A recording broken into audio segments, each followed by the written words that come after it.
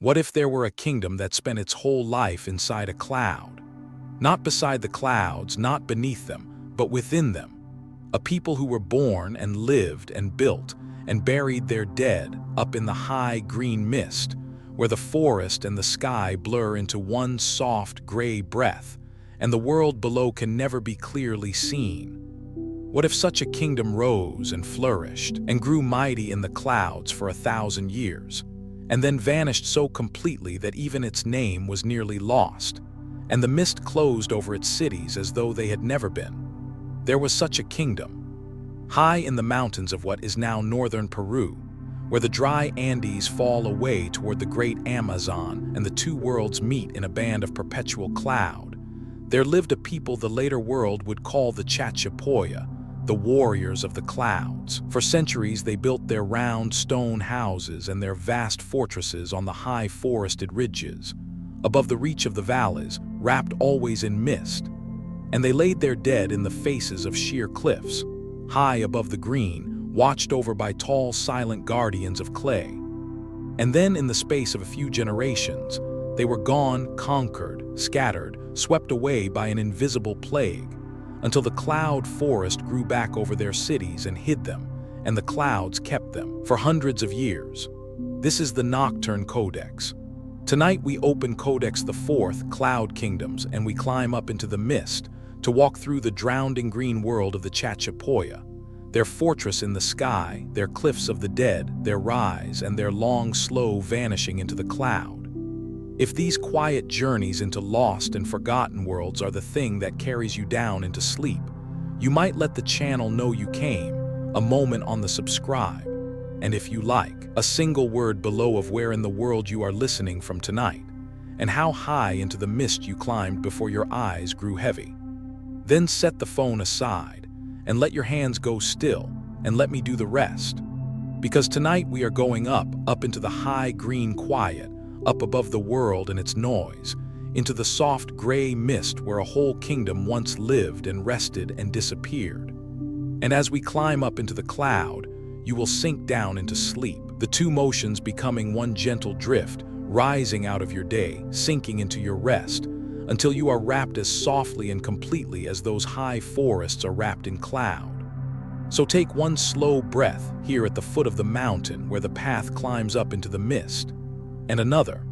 And when you are ready, let us begin to climb up into the kingdom of the clouds. Rest here at the foot of the cloud, the high green mountain rising into mist, the lost kingdom waiting somewhere up in the soft gray silence, the slow climb up that is also a sinking down into sleep. Rest. Let us begin with the place itself, with the strange and beautiful world the Chachapoya called home, because to understand this people, you must first feel the cloud forest they lived within, a place unlike almost anywhere else on the earth. Come up the mountain with me in your mind into the mist. There is a band, high in these mountains, where two great worlds meet.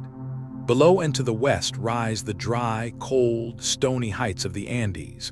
Below and to the east falls the vast green steaming basin of the Amazon. And where they meet, along the steep eastern slopes, the warm, wet air rising from the jungle strikes the cool mountain heights and turns endlessly to cloud. Not cloud that comes and goes with the weather, but cloud that is almost always there, a perpetual mist, wrapping the high forested ridges day after day, year after year, so that these mountains live their whole lives inside a soft gray veil. This is the cloud forest, and it was here in the cloud that the Chachapoya made their home. Imagine standing in it. The air is cool and wet and soft against your skin. You can feel the mist on your face, taste its faint green freshness. Around you the forest climbs the steep slopes, but it is a forest unlike the lowland jungle, draped and dripping and impossibly green. Every branch is furred with moss, thick and soft and emerald. Every trunk hangs with ferns and with orchids and with the strange gray beards of hanging plants.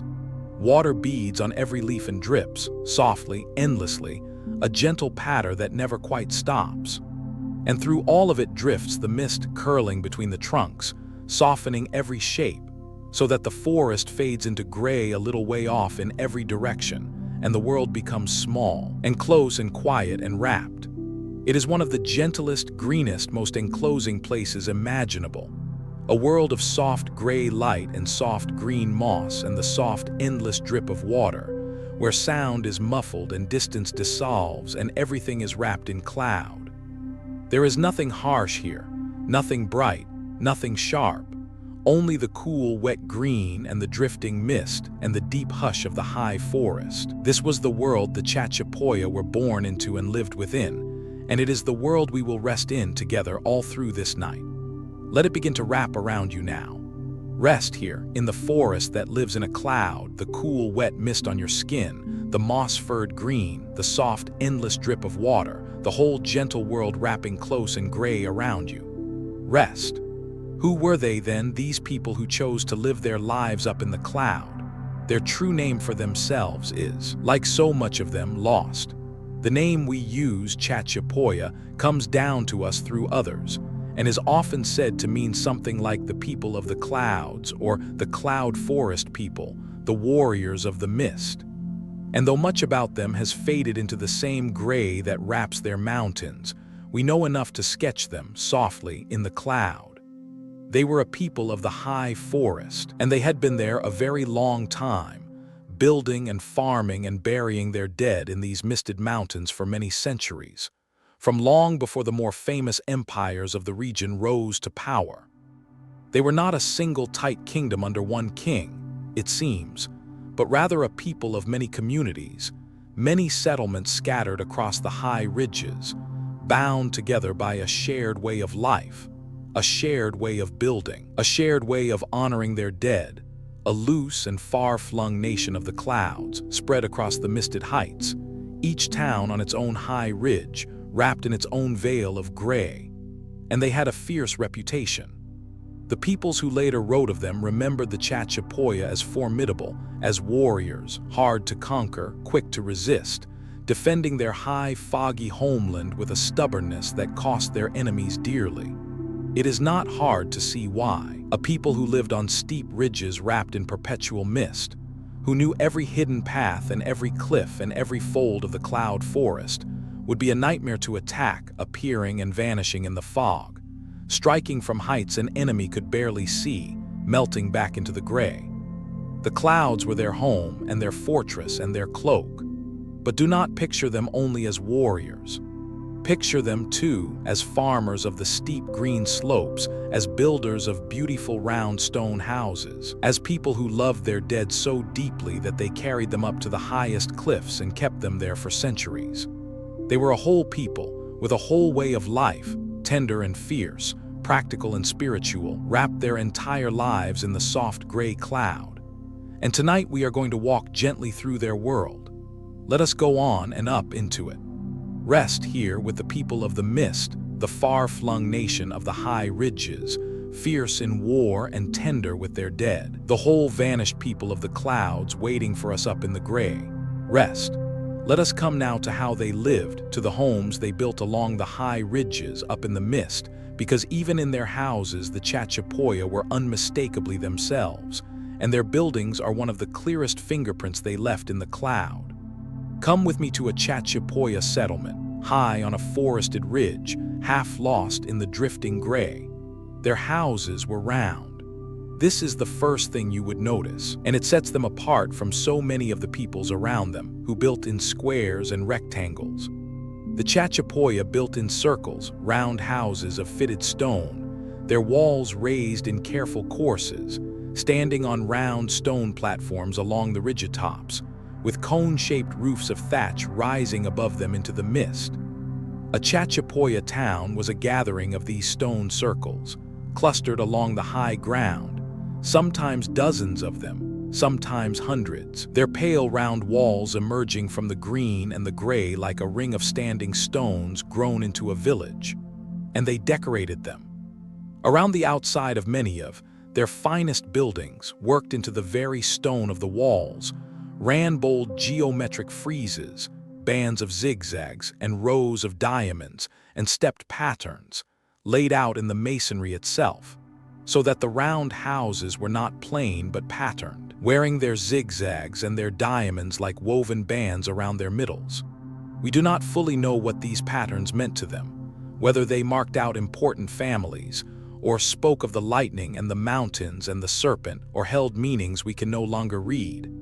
But they are everywhere in Chachapoya building, a signature in stone, a people's own bold geometry wrapped around their homes.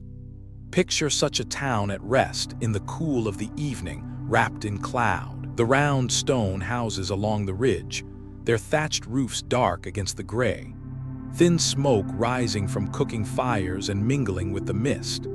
The soft sounds of a community settling toward night, quiet voices, the last of the day's work, the endless gentle drip of the forest all around. High above the valleys, above the world, wrapped in soft gray cloud, a village of stone circles, warm with fire and life at the day's end. Let that peaceful image hold you as we climb higher. Rest here among the round houses on the ridge, the pale stone circles wearing their zigzags and diamonds, the thatched roofs dark against the mist, the quiet cloud-wrapped village settling softly toward night. Rest. And now let us climb to the greatest of all their works, to the place that, more than any other, shows what this people could do.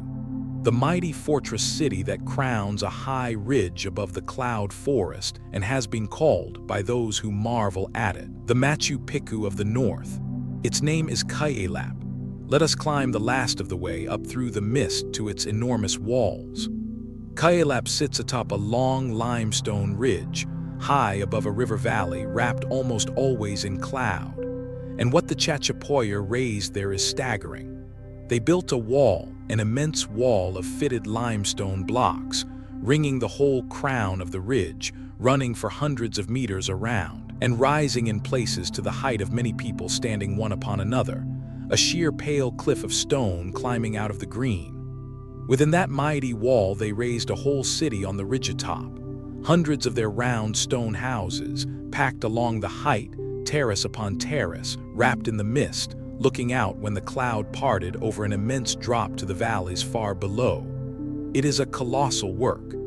The stones number in their many thousands, the labor it took to quarry them and haul them up the steep forested ridge and fit them into those towering walls is almost beyond imagining. And it was done, remember, by a people without iron tools, without the wheel, without draft animals to compare with ours, working by hand on a high ridge in the perpetual cloud. And it is old. The great fortress was begun and raised across centuries, standing on its ridge long before the more famous stone cities of the region were built. Kuelap is one of the largest ancient stone structures in all the Americas, and most of the world has never heard its name. And it was not alone. Kuelap is the greatest of the cloud people's works, but it is not the only one. Across their misted country, they raised other fortresses and other towns on other high ridges, a whole scattering of stone settlements through the clouds, each on its own defensible height, each wrapped in its own gray. Kuelap was the crown of a kingdom, not a single wonder standing by itself, the mightiest expression of a way of building and living that the cloud people repeated, again and again, across their whole high green world. To grasp them fully, then, is to imagine not one city in the clouds but many, a nation of ridge-top towns and cliffside fortresses, linked by misted paths, spread across the folded mountains, all sharing the round houses and the bold friezes and the high hidden way of life. Kuelap shows us what they could do at their greatest, but behind it stands the whole cloud kingdom, a wide and populous world of the heights, most of it still half swallowed by forest, much of it still waiting even now to be fully found and understood. Stand before its walls now in your mind in the drifting mist. The pale stone rises above you, vast and sheer, streaked with moss and cloud damp, disappearing up into the gray. Behind it, unseen, waits the whole hidden city of round houses on the ridge atop. And all around, the cloud forest falls away in every direction into soft green depths and drifting fog. It is a fortress in the sky, a city in the clouds, raised by the warriors of the mist to crown their high green world. Tonight, we are going to go inside. Rest here before Kuelap, the fortress in the sky, the immense pale wall rising into the mist. The hidden city of stone circles on the ridge, the mighty work of the cloud people crowning their high green kingdom. Rest, let us stand a while longer at the foot of Kuelap's great wall before we enter, because the wall itself deserves our wonder, and there is a deep calm to be found simply in resting beneath something so vast and so old and so patiently made. Lift your eyes in your mind up the pale face of stone rising into the mist. The wall climbs above you, course upon course of fitted limestone, higher than a house, higher than many houses stacked one upon another, running away along the ridge in both directions until it vanishes into the drifting gray. It does not lean or bulge. It stands sheer and true, as it has stood for many centuries, holding the whole crown of the ridge within its ring. In places the stone is streaked green with moss and dark with the endless cloud damp. Ferns have rooted in its high joints, and above it always drifts the mist, so that the top of the wall seems to dissolve into the very cloud it was built to touch. Think of what it meant to raise this. Every stone quarried by hand, shaped by hand, carried up the steep forested ridge by human strength alone, and lifted and fitted into place, one upon another, tens of thousands of them across generations of labor. The people who built it could not have seen it finished in a single lifetime. They built for their children and their children's children, adding course upon course to a work that would outlast them all. And it has. It has outlasted not only its builders but their whole world, standing on its high ridge in the cloud long after the people who raised it vanished from the earth. And think how the wall must have looked to those who first approached it, long ago, climbing the forested ridge out of the valley. For most of the climb there would have been only forest and mist, green and gray and close, the way ahead hidden a few steps off. And then, through the trees, through the drifting fog, the great pale stone would begin to loom, a sheer impossible cliff of fitted blocks rising where no cliff should be, climbing up out of the green and vanishing into the cloud. To a traveler it must have seemed less a building than a mountain that a people had willed into being, a thing so vast it hardly seemed the work of human hands at all. And yet human hands it was, many hands, across many lives. No single builder ever saw the whole of it rise. The wall was the work of a community and its children and its children's children, each adding to a thing they trusted would outlast them. There is a particular kind of faith in building that way, building something you will not live to see finished, for people you will never meet. The cloud people had that faith and poured it into stone, course upon patient course, until the wall touched the clouds. There is a deep steadiness in such a thing, in resting at the foot of a wall that has stood, patient and unmoving through so many centuries of mist and rain and turning years. It does not hurry. It does not fall. It simply stands as it was made to stand, holding its ground on the high ridge through age after age. Let a little of that steadiness settle into you now, at the foot of the great pale wall in the cloud, the calm of something vast and old and utterly at rest. Rest here, beneath the walls that touch the clouds, the sheer pale stone rising into the mist, the patient work of generations, the great wall standing steady through the centuries in the drifting gray. Rest. Let us go inside now, but the way in is itself a wonder, and it tells us much about the minds that made this place. For Kuelap was not entered through a great open gateway, as you might expect of a proud city. It was entered through a narrow, cunning, deeply defensive passage, a way and built to be held by a few against many, a way that speaks quietly of a people who lived always ready to defend their home in the clouds. Find the entrance in the mighty wall, and you will see that it does not open wide. It begins as a modest gap, and then, as you pass within, the stone walls close in on either side, and the passage narrows, funneling inward, growing tighter and tighter, until at the deepest point only one person can pass at a time, squeezing through a stone corridor with the high walls pressing close on both sides and rising far overhead. To enter Kuelap, you had to give up your numbers and your speed and your strength, and pass through single file, slow and exposed, into the heart of the fortress. It is a brilliant piece of building. An attacking army, however large, could not pour through such a gate. It would be squeezed to a single trickle of people, one at a time, easily met by the defenders above and within. The whole design says, without a word, what kind of world the Chachapoya lived in. A world where a city on a high ridge in the clouds still needed to be a fortress, where the way into the home had to be a thing that could be held and defended, where safety was built into the very stone. The clouds hid them, and the walls guarded them, and the narrow gate let them sleep. There is a subtle genius in it beyond mere defense. The narrowing passage did not only stop an enemy, it changed everyone who entered, slowing them, quieting them, drawing them out of the wide, loud world and into single file, into the close embrace of the stone. You could not rush into Kuelap. You had to slow and gather yourself, and pass through the tightening dark one careful step at a time. Whatever you carried in from the outside world, haste, fear, the noise of the day, the passage stripped it away and set you down, quieted in the sheltered heart within. Perhaps that was part of its purpose, or part of its feeling, even if the builders never spoke of it. That to come home to the high city, you passed through a narrow threshold that left the outer world behind. Many sacred and safe places are entered so, through a narrowing, a slowing, a passage that marks the boundary between the exposed world and the guarded one.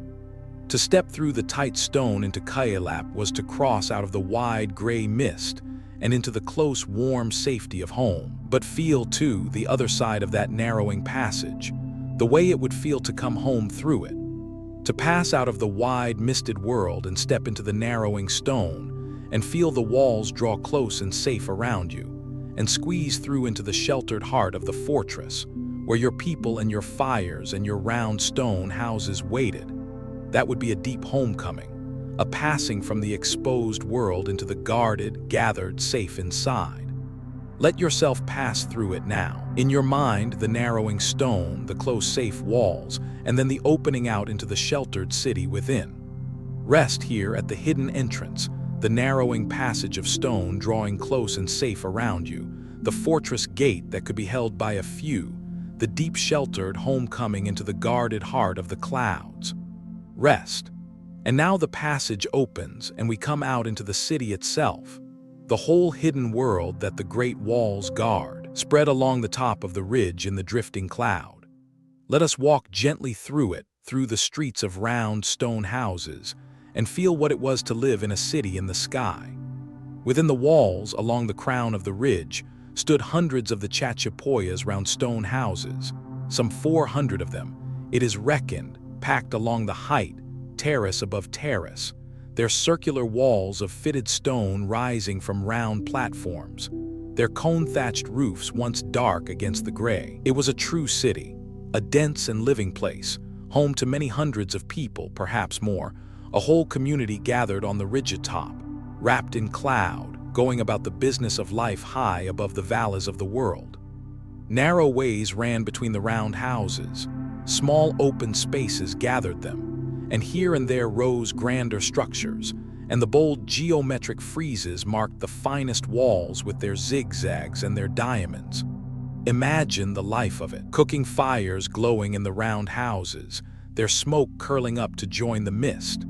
Voices and the sounds of work weaving, grinding, the making of things. Children and animals and the daily round of a mountain people, all of it up here on the high ridge inside the great walls, wrapped always in the soft gray cloud. When the mist was thick, the city would have been a small close world of its own, the houses emerging one by one from the fog. And when now and then the cloud tore open, the people of Kuelap would have looked out from their ridge over an immense green drop, valleys and forests falling away for miles below their feet, the whole world spread out beneath their city in the sky. And think of the weather of such a place, moving through the city day by day. In the morning the mist might lie thick, so that the round houses stood as pale ghosts a few paces apart. The whole city shrunk to a small close world of fog and fire glow. By midday a wind might rise and tear the cloud open, and suddenly the whole vast green world would appear below, valley upon valley falling away into blue distance, other ridges floating like islands in a sea of cloud. And by evening the mist would close again, soft and gray, drawing the city back into its private world on the height. To live in Kuelap was to live inside that endless slow theater of cloud and reveal, wrapped and unwrapped by the mist, day after day. It must have shaped how they felt about the world, this life on the threshold between the earth and the sky, wrapped in cloud, looking down when the cloud allowed on everything below. A people who live above the clouds come to see the world from a height, quite literally, to know that the valleys and their troubles lie far beneath, and that home is up here in the high, still air in the guarded city on the ridge. There is a serenity in that, a set-apartness that must have run deep in the cloud people, born and raised as they were in a city in the sky. To live here was to live above everything, above the valleys, above the weather, above the ordinary world, in a stronghold of stone in the clouds. It must have given the Chachapoya a particular feeling, this life on the heights, a sense of being set apart and safe and high, looking down on the world from within their misted walls. Rest a while in that high city now, among the round houses in the cloud, and feel the safety of the heights gathered and sheltered and far above the world in the guarded city on the ridge. Rest here in the city on the ridge, the hundreds of round stone houses wrapped in cloud, the glowing fires and the curling smoke, the whole living city high and safe above the valleys of the world. Rest. Let us pause before the finest of their walls, where the Chachapoya left the clearest mark of their spirit, the bold geometric friezes worked into the very stone, the zigzags and the diamonds that are, more than anything else, their signature upon the world. For a people who left no writing, these patterns are as close as we can come to hearing them speak. Look closely at the great frieze bands. They are not painted on, but built into the wall, made of stones set at angles, projecting and receding, so that the pattern is part of the masonry itself, casting its own soft shadows in the gray light. There are long bands of zigzag, running like lightning or like the teeth of the mountains along the wall. There are rows of diamonds, or of stepped and nested lozenges, marching in ordered ranks. And there are forms that many have seen as serpents, or as birds, or as the eyes of watching things, worked into the stone with a bold and confident hand. These were their finest buildings' finest decoration, the geometry they chose to wrap around the places that mattered most. What did the patterns mean? We cannot say for certain, and there is a gentle honesty in admitting it. The zigzag may have been lightning, or water, or the serpent, or the jagged line of the peaks. The diamond may have marked a family, or a rank, or a spirit, or a meaning wholly lost. Perhaps they identified who lived within. Perhaps they called on protecting powers. Perhaps they were beautiful for beauty's sake, the way we too love pattern without always needing it to mean. The Chachapoya left no key to read them by, and so the zigzags and diamonds keep their meaning, bold and silent, in the stone. But you do not need to read them to feel them. There is something deeply satisfying, deeply restful in ordered pattern, in the steady march of the diamonds, the even run of the zigzag, the calm repetition of a shape that returns and returns along the wall. Let your mind rest on them the way your eye might, tracing the pattern slowly along the stone, zigzag and zigzag again, ordered and endless and calm, the quiet geometry of a vanished people, returning and returning in the soft gray light.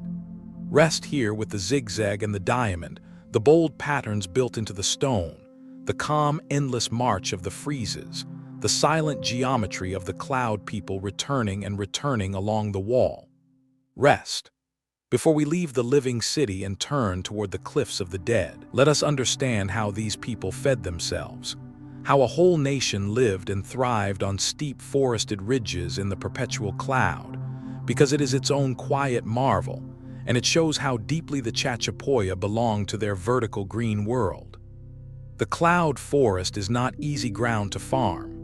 It is steep, impossibly steep in places, the slopes falling away at angles that would defeat most farming. And it is wet, endlessly wet, wrapped in mist and running with water. And yet the Chachapoya made it feed them. They cut terraces into the slopes, patient shelves of level ground held up by stone, climbing the mountainsides like green stairways, so that the vertical world was turned step by step into fields a people could work. They grew the crops of the high Andes and the forest edge, the tubers, the maize, the grains and roots that could thrive in the cool, wet heights, and they raised their animals and gathered from the rich forest around them and drew always on the endless water the cloud gave freely. And they knew their world intimately, every slope and its soils, every band of altitude and what would grow there, the ways of the mist and the rain and the turning seasons in a place where the seasons are subtle and the cloud is nearly always there. To farm the vertical world of the cloud forest took deep knowledge, patiently gathered across generations, knowledge of the land and the water and the green growing things held in the memory and the hands of a people who had made this steep misted place their home for centuries. They did not fight the mountain. They learned it and worked with it and let it feed them. And there is a wisdom in that way of living worth resting on. The cloud people did not try to flatten their steep world into something it was not, or force it to be easy. They accepted it as it was, vertical, wet, wrapped in mist, and shaped their lives to fit it, terrace by patient terrace, learning its moods rather than fighting them. It is a slower, humbler kind of mastery than conquest, the mastery of belonging, of fitting yourself to a place until you and the place become one thing. The Chachapoya belonged to their cloud forest the way the moss belongs to the branch. Such deep belonging takes generations to grow. It cannot be hurried, cannot be bought, cannot be carried in from outside. It is built slowly, out of long dwelling, out of parents teaching children the ways of the slopes and the seasons and the mist, until the knowledge of the place lives in the very hands and eyes of the people. The cloud people had 1,000 years of that belonging in them, layered deep, a whole civilization grown patiently into its high green home, at ease where a stranger would only struggle.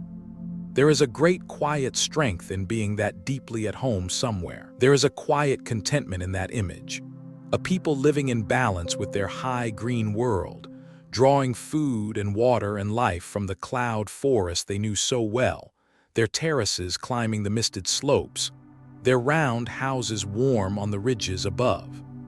Not a people struggling against a hostile land, but a people at home in a demanding and beautiful one, fed by the mist, sheltered by the heights, belonging deeply to the clouds. Let that contentment settle over you as the day's climb ends. Rest here with the farmers of the vertical world, the green terraces climbing the misted slopes, the deep, patient knowledge of the cloud forest, a people at home and at ease in their high green kingdom. Rest. Ere we come to the cliffs of the dead, let us follow, for a little while, the living paths of this people, the trails that wound through their misted world, linking ridge to ridge and town to town, because these quiet green ways carried the whole life of the cloud kingdom, and there is a gentle peace in walking them in the mind.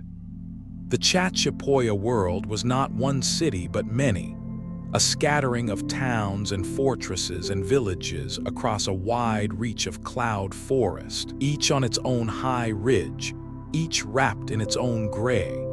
And between them ran the paths, narrow trails cut and worn through the steep green forest, climbing and falling along the ridges, crossing the folds of the land, threading through the perpetual mist from one settlement to the next. Along these paths moved everything that bound the kingdom together, traders and their goods, messengers, families, the news and the wares and the wovens, and the knowledge that passed between the towns of the clouds. Picture walking such a path. The trail underfoot is soft with fallen leaves and beaded with cloud damp. The forest presses close on either side, dripping and green and furred with moss.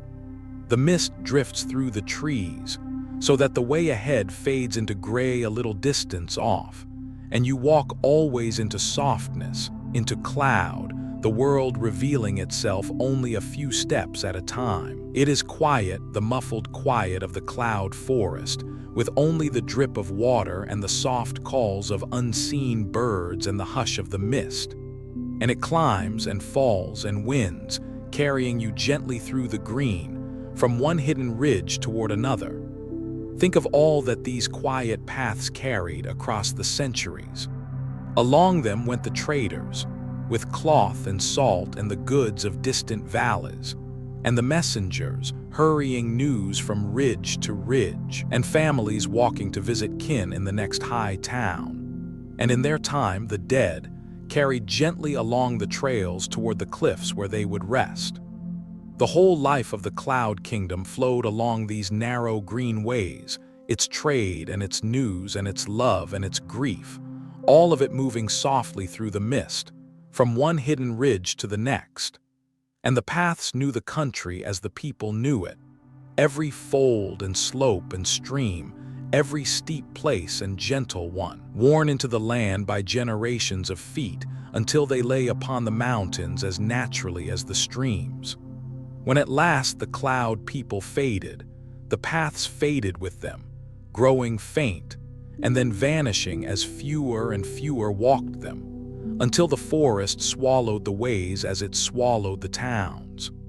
But for 1,000 years they threaded the whole misted kingdom together, soft green lifelines running through the cloud. There is a deep restfulness in a path like that, a path where you can see only a little way ahead and need only take the next few soft steps, and let the way reveal itself slowly out of the mist.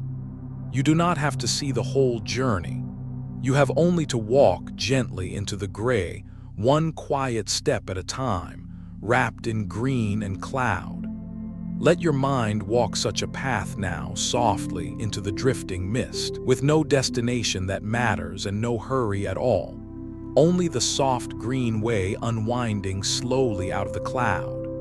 Rest here, on the paths through the mist, the soft green trail winding ridge to ridge, the forest dripping and close, the way revealing itself gently, a few quiet steps at a time into the drifting gray. Rest. And now we come to the most haunting and beautiful thing the Chachapoya made, the thing that, more than their fortress or their houses, sets them apart and lingers in the mind. For this people did not bury their dead in the ground. They carried them up to the highest, sheerest cliffs and laid them there in the faces of the rock, high above the green, watched over by the mist and the birds and the drop. Let us go, gently and with reverence, to the cliffs of the dead. Find a great cliff in the cloud forest, a sheer wall of gray rock, hundreds of feet high, falling away below into green depths, its face streaked with damp and softened with drifting cloud. And look high up in the ledges and hollows of that impossible cliff, where no ordinary person could ever climb. There the Chachapoya built. They set their tombs and their mausoleums in the highest reaches of the rock, small stone chambers, tucked onto ledges, plastered and sometimes painted, holding their dead, and in some places tall standing figures of clay, gazing out forever over the green from their high, impossible perch. The dead of the cloud people were not hidden in the earth. They were lifted into the sky and set to watch over the world from the cliffs forever. How they reached those ledges to build there, we can scarcely imagine, lowering themselves down the cliff faces, or climbing up from below, working on the sheerest rock with the green falling away hundreds of feet beneath them, all to give their dead the highest and most sacred resting place they could reach. It was an enormous labor and a great danger, undertaken purely out of reverence, the wish to lay their beloved dead not in the ground, but up, high, close to the sky, watching over the living from the eternal cliffs. And think of what it says about how they saw death, this lifting of the dead into the sky. Many peoples hide their dead away in the ground downward into the dark. The cloud people did the opposite. They carried theirs up, to the highest and brightest and most open places they could reach, and set them facing outward over the whole green world. It is as if, to them, death was not a sinking down into the earth but a rising up into the air and the mist, a going to the heights, to join the clouds, to keep watch from the high rock over the living they had left below. Perhaps they wished their dead to remain near them still, not shut away underground but present, visible, watching from the cliffs, part of the ongoing life of the ridge, honored and seen. Perhaps the heights were sacred to them, the dwelling of the powers they revered, and to lift the dead there was to bring them closer to the holy. We cannot know their thoughts, but the gesture itself is unmistakable and moving. A people who answered death not by burying it out of sight, but by raising it up into the light and the mist, high above the world, to rest forever in the open sky. There is nothing grim in this. Resting here tonight, it is, rather, breathtakingly tender and strange and beautiful. To love your dead so much that you carry them to the highest cliffs and build them chambers in the sky, and set them to gaze out over your green world forever, that is a devotion as deep as any people has ever shown. The Chachapoya gave their dead the heights. They gave them the mist and the birds and the endless view over the cloud forest. They laid them where they would always be above the world, watching at rest. Let us go closer, gently, to what they made. Rest here at the cliffs of the dead, the sheer gray rock rising into cloud, the high tombs set in impossible ledges, the beloved dead lifted into the sky to watch over the green forever. Rest. Let us come now to the most extraordinary of all the cliff tombs, to a high ledge where a row of tall figures stands, and has stood for centuries, gazing out over the green. The standing guardians of clay, the sarcophagi of the cloud people. They are among the strangest and most moving things left anywhere by any ancient hand, and to see them even in the mind is never to forget them. Picture a sheer cliff, and high upon it a narrow ledge, far above the forested valley, and standing on that ledge in a row, a group of tall figures, taller than a person, made of clay and stone and straw modeled over the bundled dead within. They are shaped like people, like great standing beings, with modeled heads and faces gazing outward, their forms painted in white and red and ochre, some crowned or capped, each one a tall, silent sentinel facing out over the drop.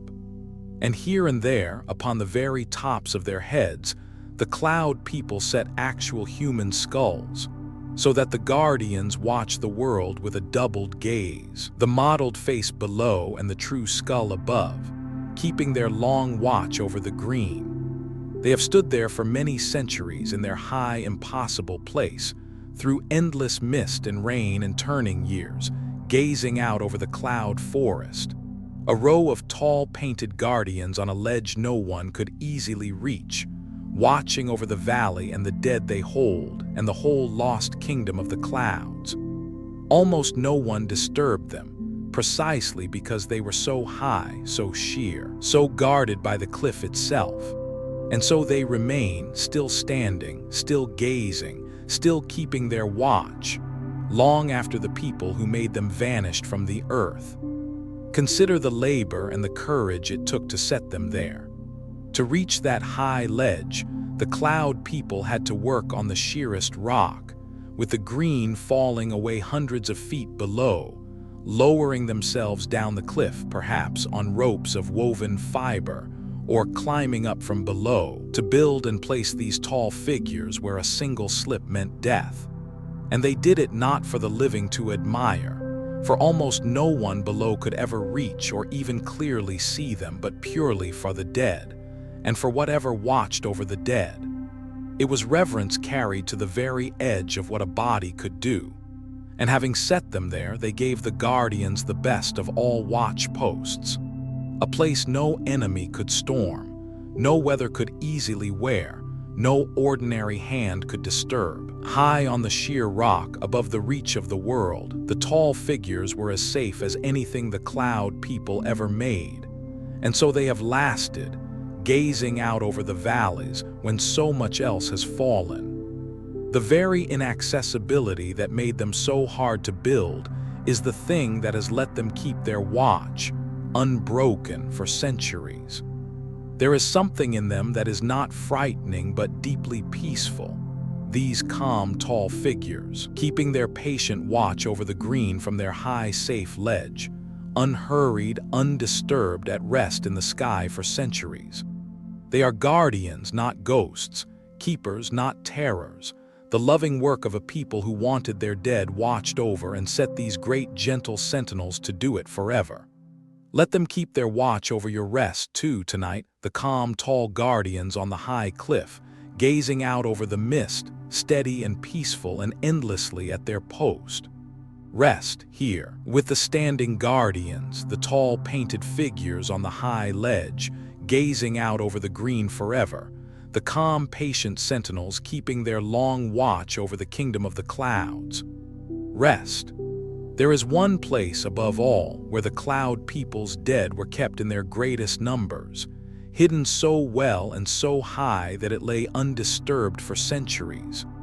A remote lake, ringed by cliffs, deep in the cloud forest, whose sheer walls held mausoleum after mausoleum full of the Chachapoya dead. Let us go there, gently, to the lake of the mummies and rest by its still gray water. Imagine a lake high in the cloud forest, far from any easy path, a still dark stretch of water held in a bowl of steep green mountains, wrapped in mist, silent but for the drip of the forest and the calls of unseen birds.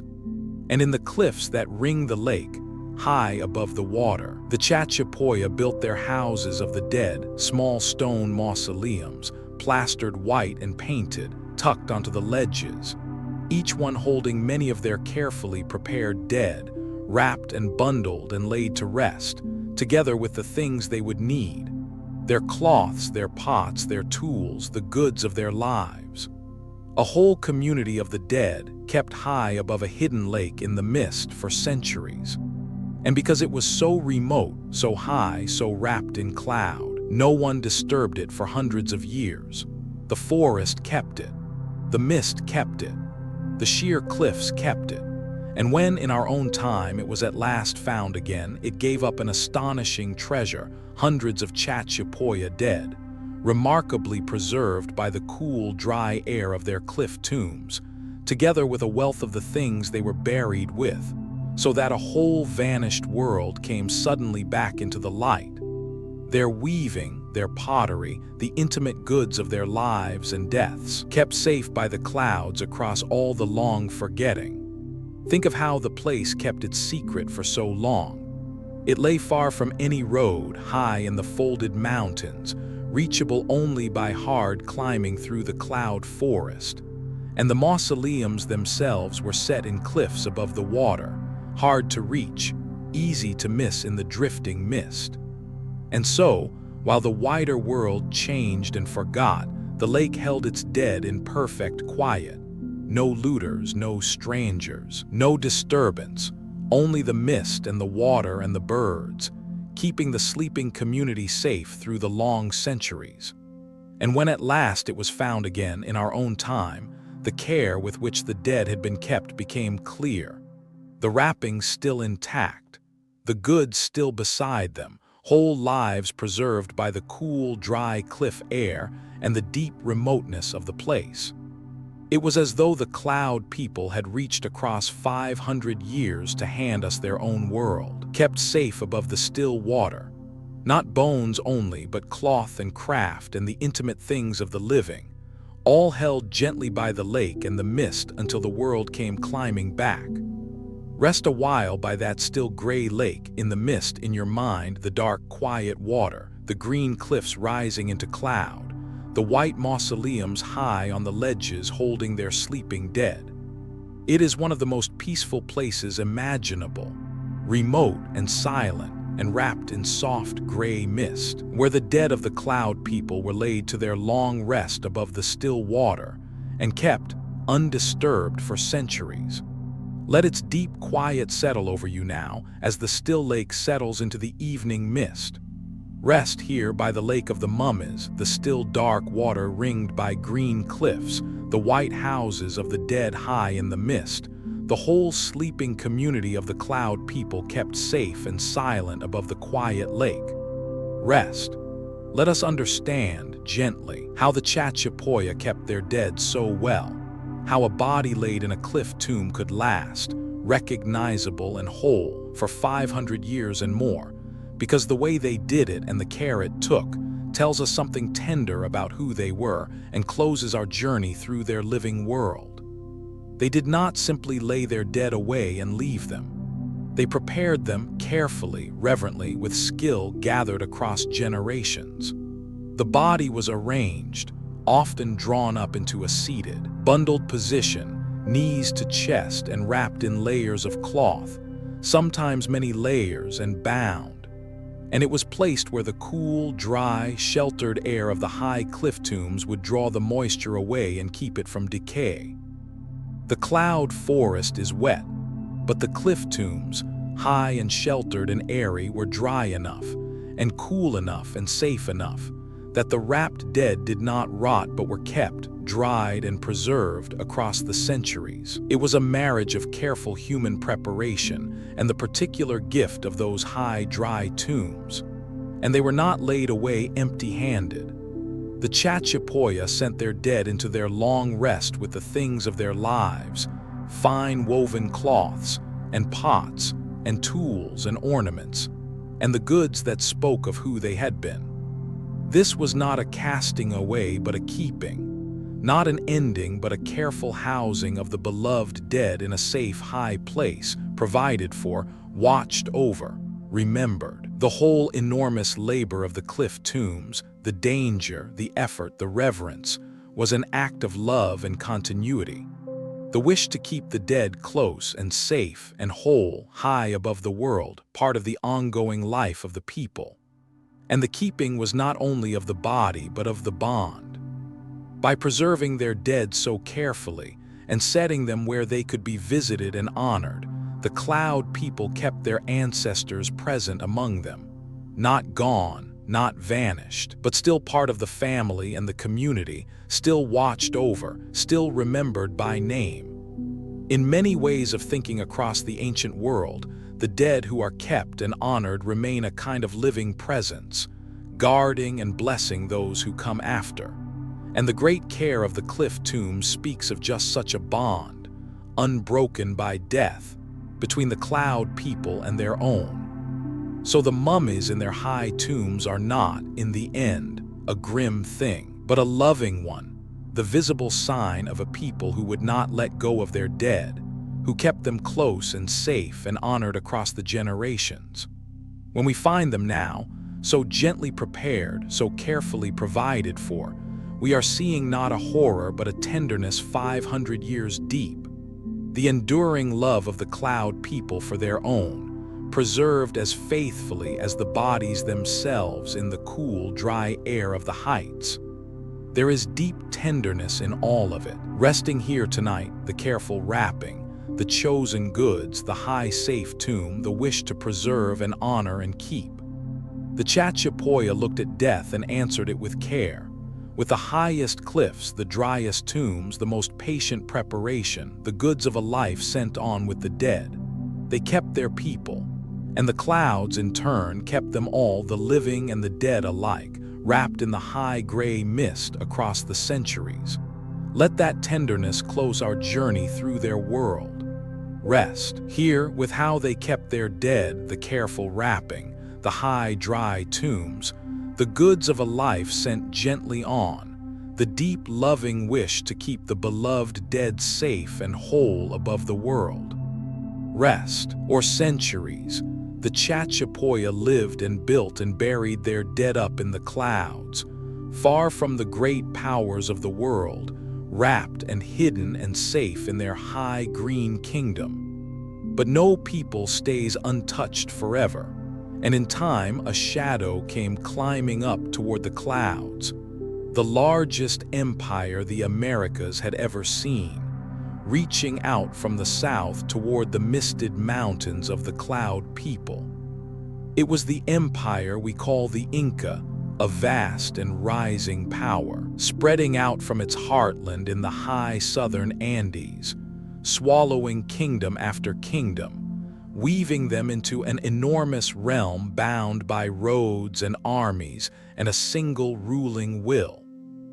Across the 15th century, the Inca grew and grew, reaching north along the spine of the mountains, and at last their gaze and their armies turned toward the cloud forest and the fierce people who lived there. The clouds that had kept the Chachapoya hidden and safe for so long could not hide them from an empire that had decided to have them.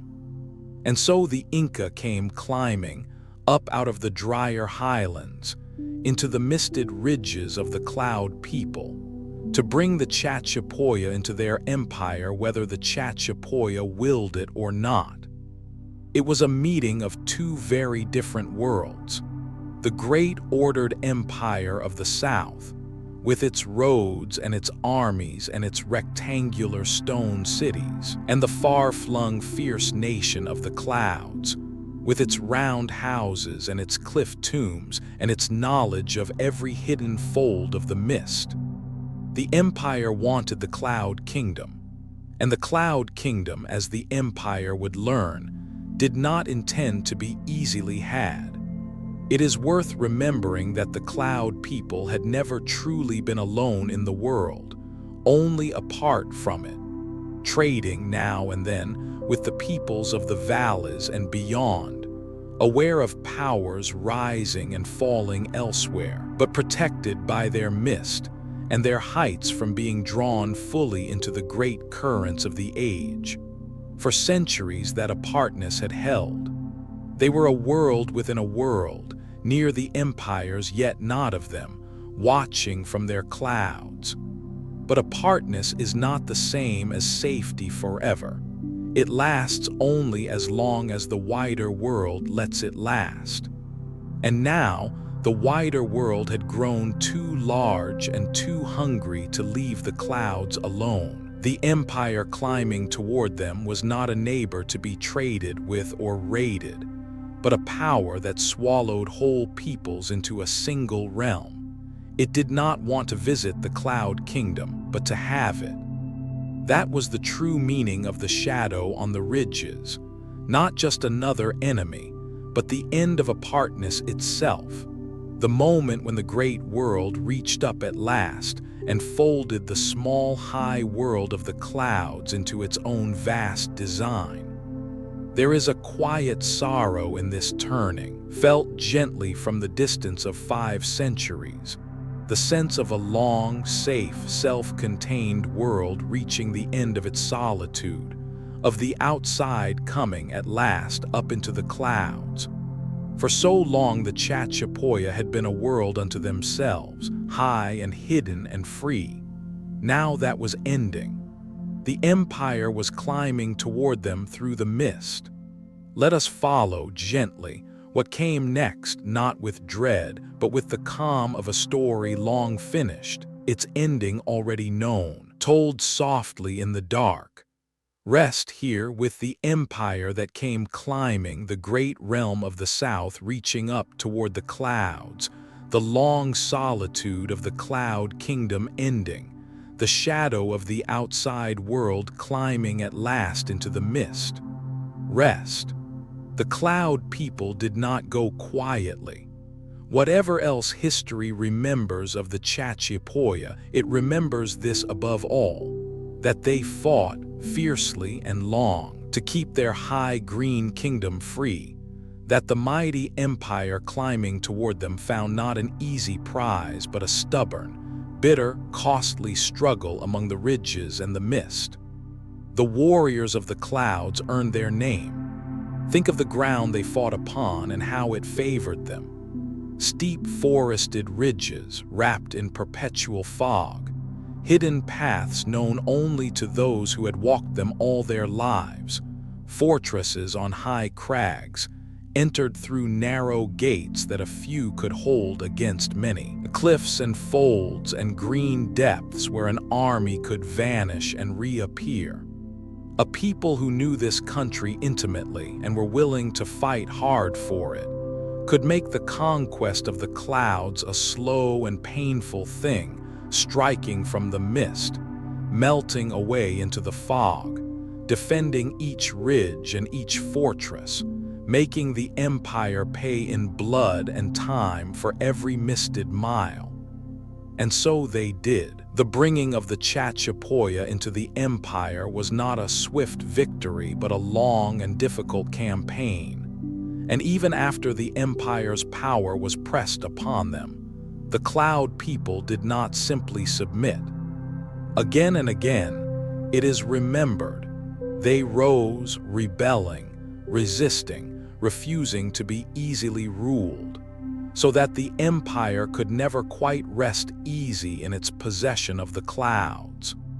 The fierce independence that had marked the Chachapoya for centuries did not vanish when the empire came. It burned on in rebellion after rebellion, a people who would not stop reaching for their lost freedom. And it was not only the ground that made them hard to conquer, but the spirit in them. A people can hold a strong country and still surrender if their heart is not in the fight. The Chachapoya's heart was wholly in it. They had lived free in their high mist for centuries, answering to no distant throne, and they did not mean to give that freedom up. That fierce love of their own independence, bred deep by generations of life on the remote heights, was as much their armor as any wall or cliff. You cannot easily conquer a people who would rather fight on in the fog than bow. And so the empire, for all its might, could never quite feel that it truly held the clouds. Even after victories, even after garrisons and governors, the Cloud people kept slipping free, rising when they saw a chance, refusing to settle quietly into the empire's order. It was less a single conquest than a long, uneasy wrestling, the great empire forever tightening its grip, and the Cloud people forever working loose, up in the mist where the empire's power thinned and the Cloud people's knowledge ran deep. There is something both stirring and sorrowful in that long resistance, the image of a people fighting on and on for their high green world, among the ridges and the mist, refusing to let go of their freedom even against an empire far greater than themselves. It did not save them in the end. The story bends the way such stories bend, but it tells us who they were. Not a soft people, not an easily conquered one, but the warriors of the clouds who loved their misted kingdom enough to fight for it to the last. Let their courage be part of the calm of this night, a people who held their high world as long and as bravely as they could. Rest here, with the long resistance, the warriors of the clouds fighting on among the ridges and the mist, rising again and again for their high green freedom, brave and stubborn to the last. Rest. When at last the empire's grip closed upon the Cloud people, it did a thing that empires have always done to peoples who resist too fiercely. A quiet, terrible thing, done not with the sword but with the map. It took them and scattered them, breaking the nation of the clouds apart and spreading its pieces across the far reaches of the empire, so that it could never again gather itself into rebellion. Let us understand this gently, for it is a deep part of the vanishing. The great empire had a practice when it wished to tame a troublesome people. It would uproot whole communities from their homeland and move them, march them far away to distant provinces, and settle them among strangers, among peoples loyal to the empire. And in their place it would bring other trusted populations, resettled from elsewhere. In this way, a rebellious people was dissolved, its unity broken, its ties to its land cut, its strength scattered so thin across so vast a realm that it could never again rise as one. And this, it is remembered, is what befell many of the Chachapoya. Torn from their misted ridges, they were marched away to far corners of the empire and settled among strangers, and their homeland was left thinner, weaker, emptier than before. Think of what that meant for a people so bound to their high green world. To be taken from the cloud forest, from the ridges your ancestors had built upon for centuries, from the cliffs where your dead kept their watch, from the only mist you had ever known, and marched away to some distant, unfamiliar land, to live out your days among strangers, far from everything that made you who you were.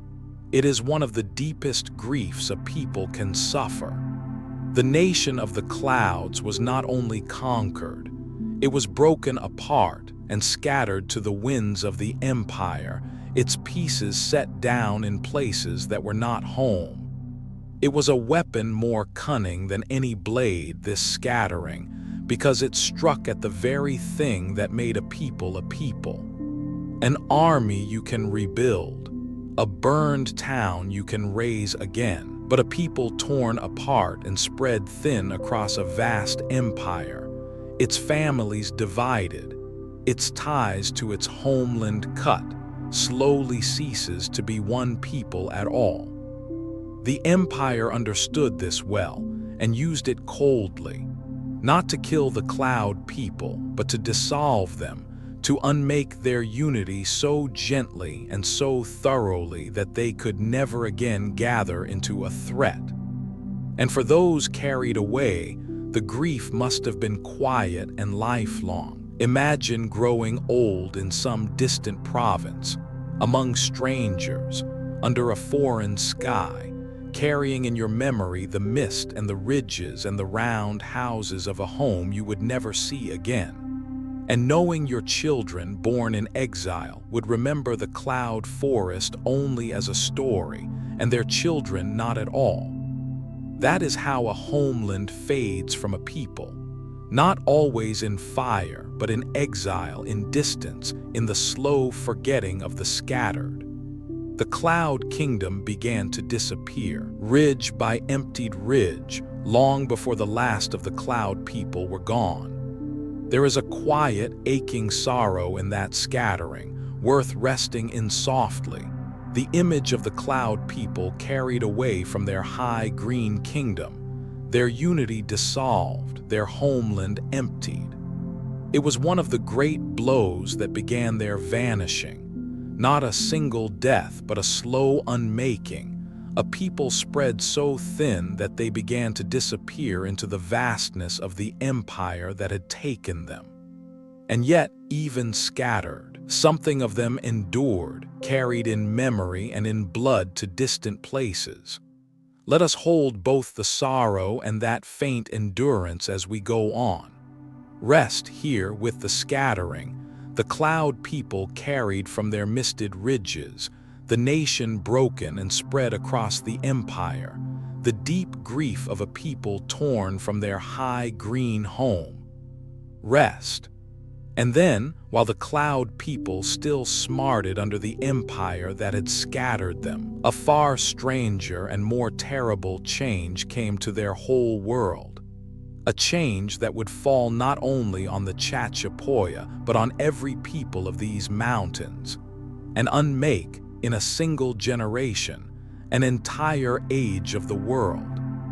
Ships appeared on the distant coast, and out of them came strangers such as no one here had ever seen. They came from across the great ocean, men from a far continent, with pale skins and strange clothes and stranger weapons, riding beasts no one here had ever beheld, carrying iron and gunpowder and a hunger for gold and dominion. They came in small numbers at first, but they came at a moment when the great empire that ruled these mountains was itself weakened and divided, torn by its own troubles. And into that opening the strangers drove, with a boldness and a ruthlessness that would, in an astonishingly short time, bring the mightiest empire of the Americas crashing down. The whole ordered world of the Andes, the empire and all the peoples within it, was about to be overturned by a handful of strangers from the sea. For the Chachapoya, high in their clouds, this was a bewildering turn. They had been fighting the empire that conquered them, and now here came a new power from beyond the edge of the known world that seemed able to strike at that very empire, to challenge and topple the great realm of the South that the cloud people themselves so bitterly resented. In the strange logic of conquest, the enemy of an enemy can look for a moment like a friend. And so, as the strangers moved against the empire, some among the Chachapoya would see in them not only a threat, but a possibility, a chance perhaps to throw off the yoke of the empire that had scattered them, by joining hands with the newcomers from the sea. We should be gentle, though, in how we judge that choice, for it was not folly, it was the reasonable reading of an impossible moment. The cloud people could not have known what the strangers truly were, or what forces they carried, or how the story would end. No one in these mountains could.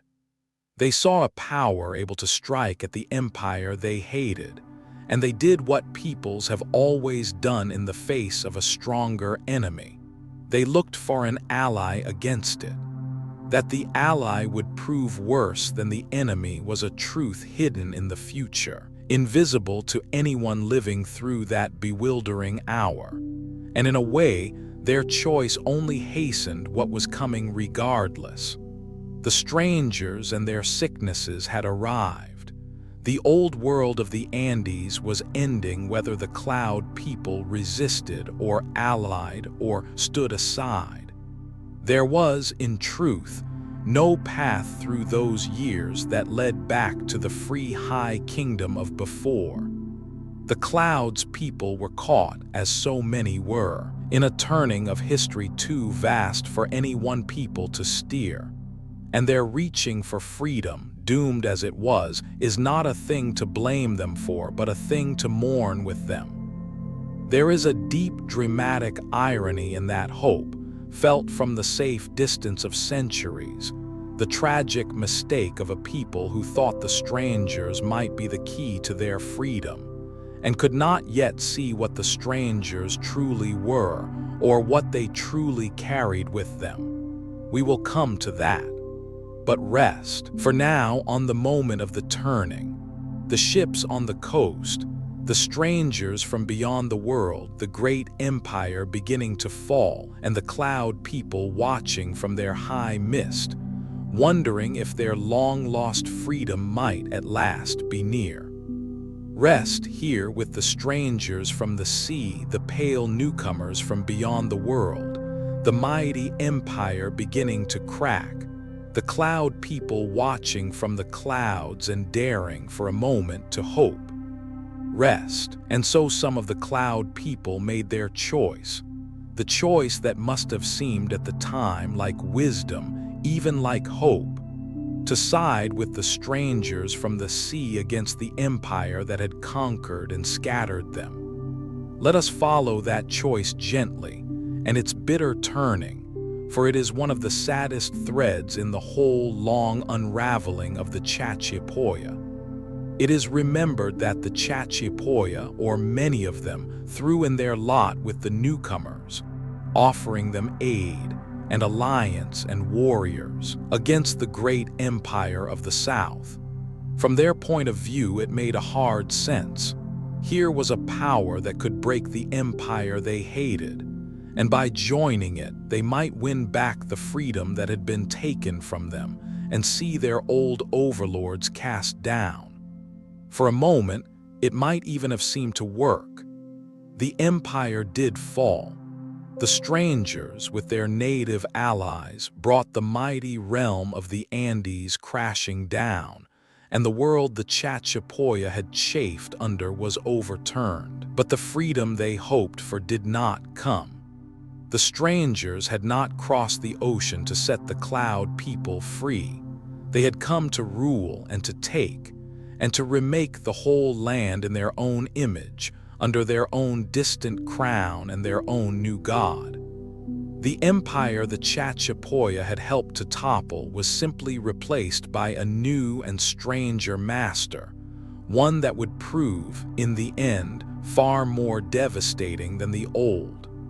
The ally became the overlord. The hope curdled into a new and heavier subjection. And the cloud people, who had gambled their strength on the strangers in the hope of freedom, found themselves not free at all, but bound beneath a power they understood even less than the last.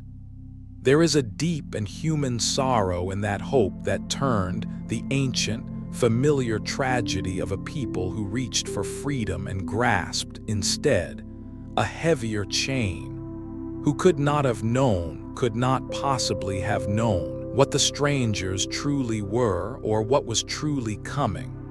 And what was truly coming was worse than any conquest, worse than any empire, old or new. For the strangers from the sea had brought with them, unknowing and unseen, something against which no fortress and no cliff and no cloud could defend.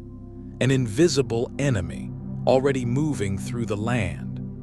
Rest here with the hope that turned the cloud people's gamble for freedom, the ally that became a heavier master, the bitter turning of a hope that could not see what was truly coming. Rest had finally unmade the cloud people was not an army, and not a siege, and not any enemy they could see or fight. It was something no fortress could keep out, and no cliff could rise above, and no cloud could hide them from an invisible enemy, carried unknowingly by the strangers from the sea, that moved through the land like a shadow and emptied it. Let us speak of it gently, for it is the heart of the sorrow. The strangers who crossed the ocean brought with them, without knowing it, the sicknesses of their own far world, diseases their own bodies had long learned to endure, but which had never before touched these mountains, the pox and the fevers and the plagues of a distant continent. And the peoples of this land had no defense against them. They had never met these sicknesses. Their bodies knew nothing of them. And so, when the diseases came, they came not as an ordinary illness, but as a catastrophe beyond anything in memory, sweeping through village after village, valley after valley, striking down the strong and the weak alike, faster than anyone could understand or flee. It moved ahead of the strangers themselves, this invisible enemy, running along the roads and the trails faster than any army, so that whole communities sickened and fell before they had ever seen a single face from across the sea. And it did not come once, but again and again, wave upon wave across the years, one plague and then another and another, each one falling upon a people already reeling from the last, so that there was no time to recover, no time to rebuild, only loss upon loss upon loss.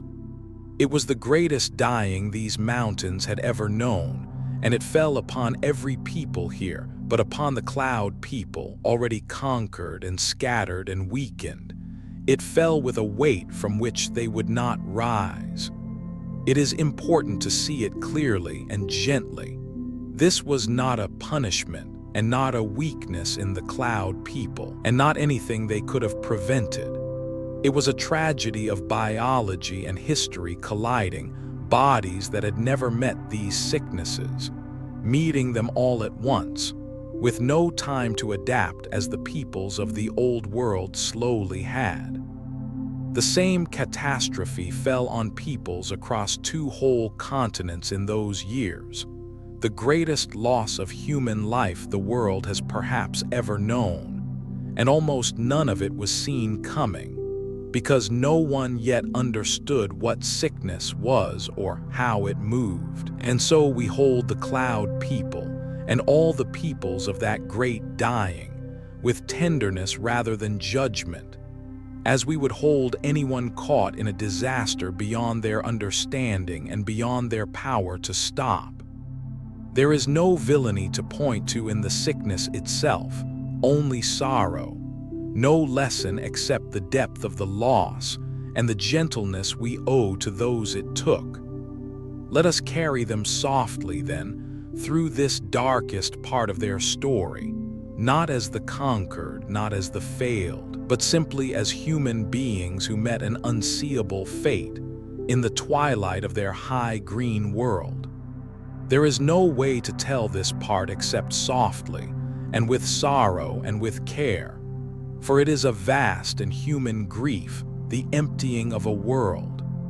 Not a wickedness the cloud people brought on themselves, not a weakness or a failing, but a blind catastrophe of history, an invisible thing carried across an ocean, against which no courage and no fortress could have availed. Let us hold them gently as we speak of it, the cloud people, meeting an enemy they could not see or fight in the last age of their high green world.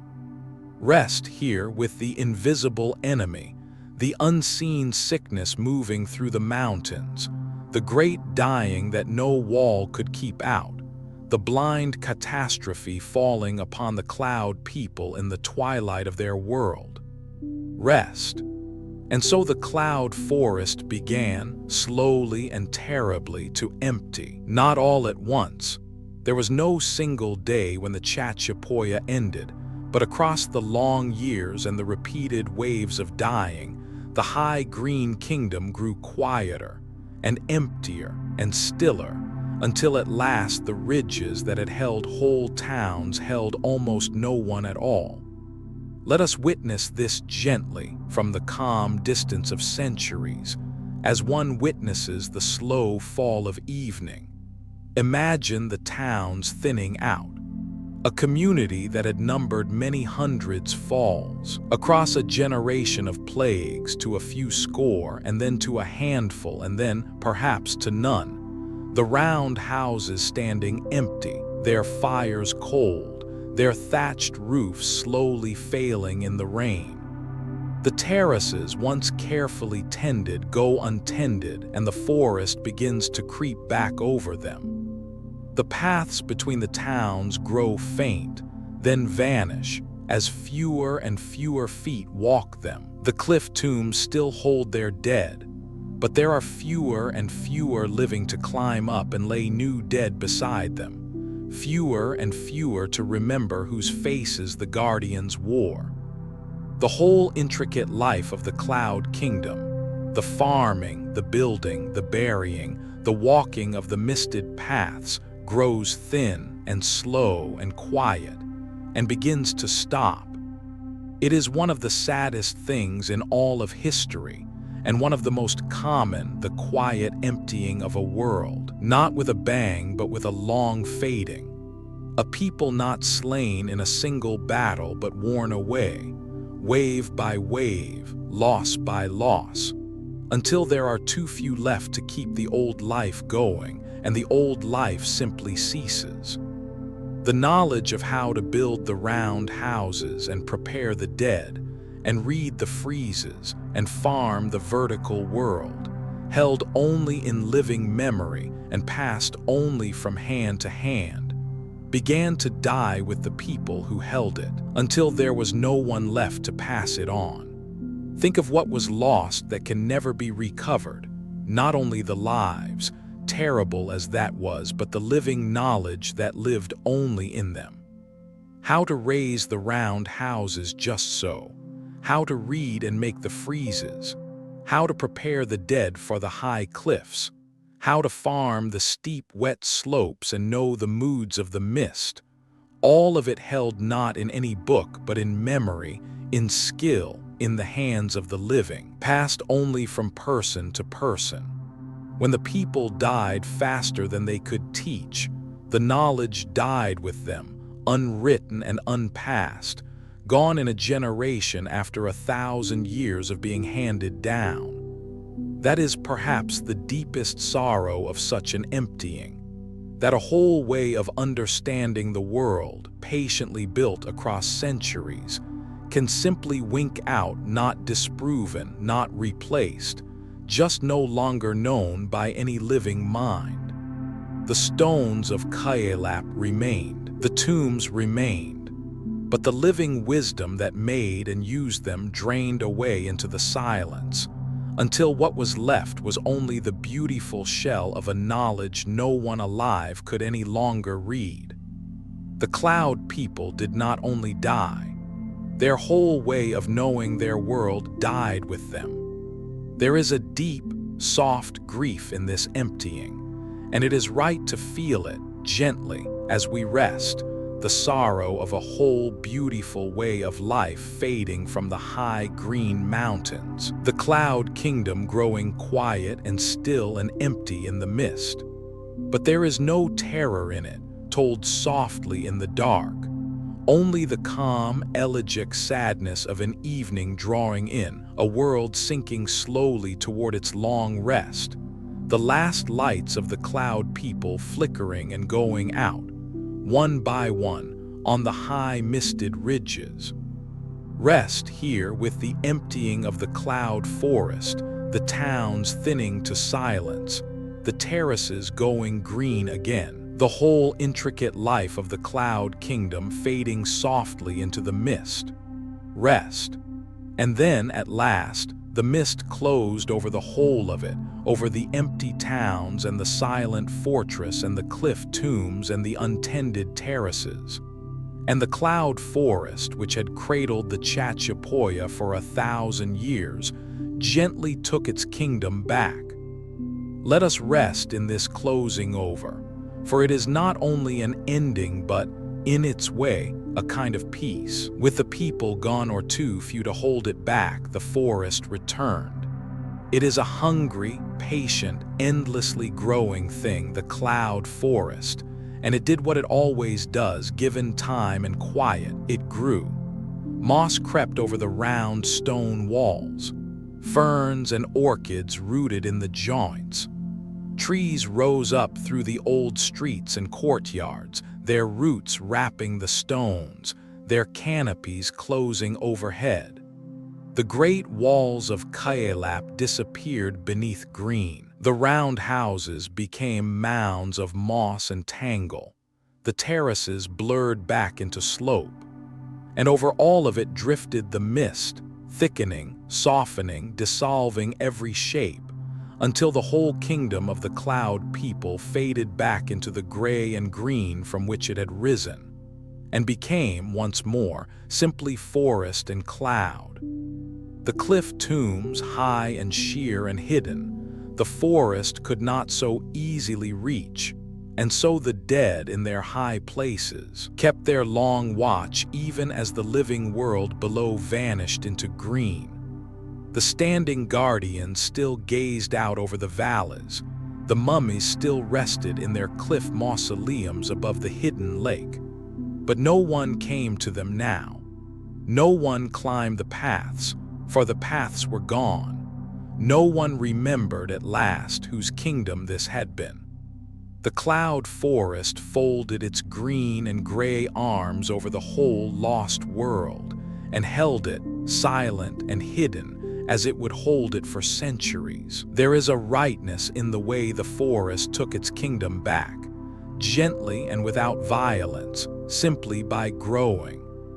The cloud forest did not tear the towns down. It embraced them, wrapping the walls in moss, cradling the stones in root and leaf, drawing the whole-made world slowly back into the living green from which its builders had first cleared it. What the people had shaped, the forest unshaped patiently, softly over the long years, until the boundary between the built and the wild dissolved and the kingdom became, once more, simply part of the mountain. And under that green embrace, nothing was truly destroyed, only hidden, only slept. The walls still stood beneath the moss, the friezes still waited under the leaves.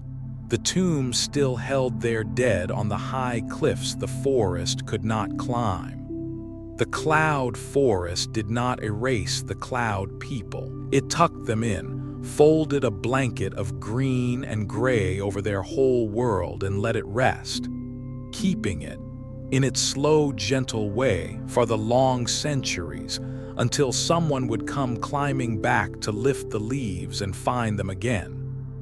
There is a strange and gentle peace in that closing over, resting here tonight, the sense of a world laid softly to rest beneath the moss and the mist, tucked away, hidden, kept. The cloud forest did not destroy the Chachapoya's kingdom so much as cover it, draw a green and gray blanket over it and let it sleep. And under that blanket, hidden and forgotten, the fortress and the tombs and the guardians waited, safe in the mist, for the long centuries of forgetting to pass. Let the mist close gently over you too, as it closed over the cloud kingdom, soft and green and gray and kind. Rest here as the mist closes over the forest returning, the kingdom fading softly into green and gray, the whole lost world tucked gently to sleep beneath the moss and the drifting cloud. Rest. Now, because we are honest here, and because honesty is its own kind of calm, let us speak of a strange story that has gathered around the cloud people, and let us handle it plainly, and set the wild part of it gently aside. For a vanished people always draws legends, and the Chachapoya have drawn one in particular that is worth naming, and then letting go. It began with an old remark. One of the strangers who wrote of these lands long ago described the Chachapoya as unusually light-skinned and handsome, fairer than their neighbors, and centuries later, when some of the cloud people's mummies were found with hair that looked light or reddish, the two things together gave rise to a wild idea that the Chachapoya were not truly a people of these mountains at all, but the descendants of some lost race of fair-skinned wanderers from across the sea, Europeans or stranger things still, who had somehow reached these clouds in the deep past. It is a dramatic story, and you will hear it told. But it is not true, and it does the real people a quiet disservice. The honest explanation is smaller and calmer and far more likely. An old chronicler's passing impression is a thin thing to build a lost race upon. People vary, and a traveler's eye is easily struck. And the light hair of ancient mummies is a well-known thing that has nothing to do with origins. Hair often changes color after death, over long centuries, fading and lightening and reddening in the tomb, so that dark hair in life can look fair in a mummy 500 years old. What the careful study of the cloud people actually shows is that they were exactly what the whole of their world says they were, a people of these mountains, native to this land, kin to their neighbors, the true and rightful children of the cloud forest. There is no lost white race in the clouds. There is only the Chachapoya at home in their own high green world. And there is a real relief in setting the wild story aside. Here in the calm dark, because the truth needs no fantasy to be wonderful. A native people of the cloud forest, who raised a mighty fortress in the sky and set their dead upon the highest cliffs and lived 1,000 years in the mist, is astonishing enough, and truer, and far more worthy of our wonder than any invented race of wanderers. Let the legend drift away into the fog where it belongs, and keep only the real cloud people, who were always simply and remarkably themselves. Rest here with the legend set gently aside, the wild story let go into the mist, the true cloud people kept, a native kingdom of the clouds needing no fantasy to be a wonder. Rest. Let us ask gently what was actually remembered of the cloud people once they had faded from their high green world, because a vanished people lives on, if at all, in scraps. In the few things others wrote of them, the names that survived, the fragments that drifted down through the centuries. And the record of the Chachapoya is thin and faint and precious for that very reason. The Chachapoya themselves left no writing, no chronicles, no records, no words in their own hand, for they did not write. So almost everything told of them was told by others, by the empire that conquered them in its remembered histories, by the strangers from the sea, in the accounts they wrote of the lands they came to rule. From these outside voices we catch only glimpses that the cloud people were fierce and fair and lived in high fortresses in the mist, that they resisted the empire long and hard, that they were scattered and then swept away by the great dying. It is a portrait sketched entirely by outsiders, thin and partial and seen always from the outside, of a people who could no longer speak for themselves. And so much was simply lost. What the cloud people called themselves, what they believed, what stories they told, what gods they honored, what the zigzags and the diamonds meant, what words they said over their dead on the high cliffs. All of it went with them into the silence, unrecorded, unremembered, gone. We have their stones and their tombs and their guardians and their mummies. We have a handful of outsiders' remarks, and from these we must build what little we can. The inner world of the Chachapoya, their voice, their heart, their own account of themselves, is lost to us as completely as the towns beneath the moss. It is worth pausing on how much this shapes everything we think we know of them. Every judgment passed down, that they were fierce, that they were fair, that they lived in high fortresses, comes filtered through the eyes of conquerors and strangers, people who saw the cloud people from the outside, often as enemies, and who had their own reasons for how they described them. We are always, in a sense, hearing about the Chachapoya from those who overcame them, never from the Chachapoya themselves.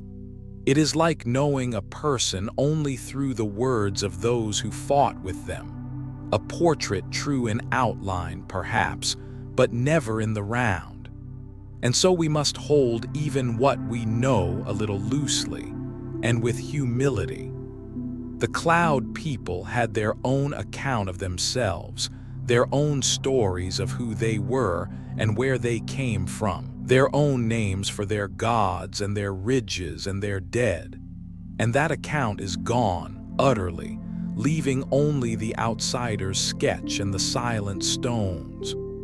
To remember them honestly is to remember also how much we cannot know, to hold the space where their own voice should be, and let it stay respectfully empty, rather than fill it with our guesses.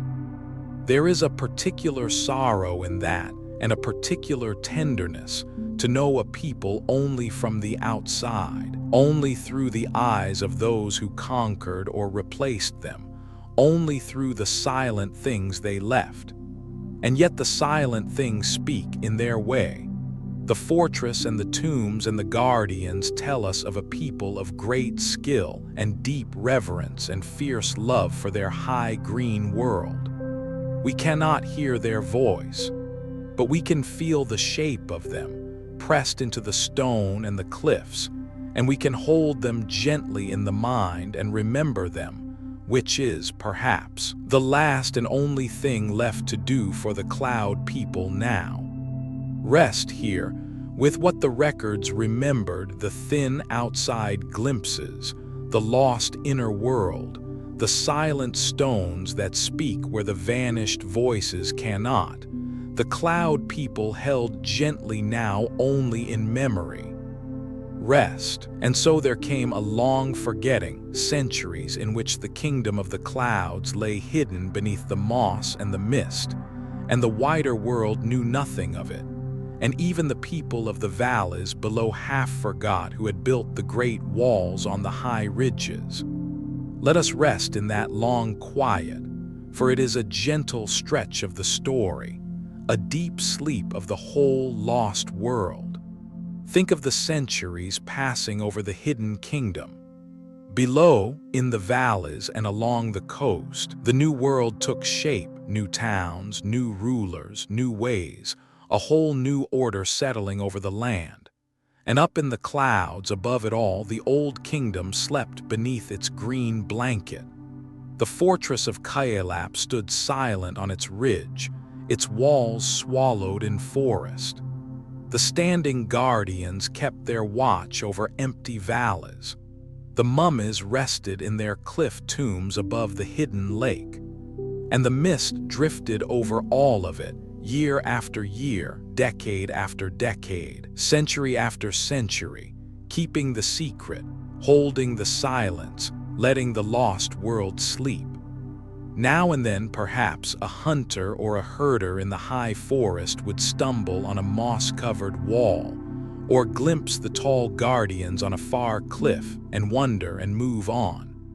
The people of the region never entirely forgot that something had been up there, long ago, but the who and the when and the why faded, until the great works of the Cloud people became simply old stones in the forest, the leavings of an age no one could quite name.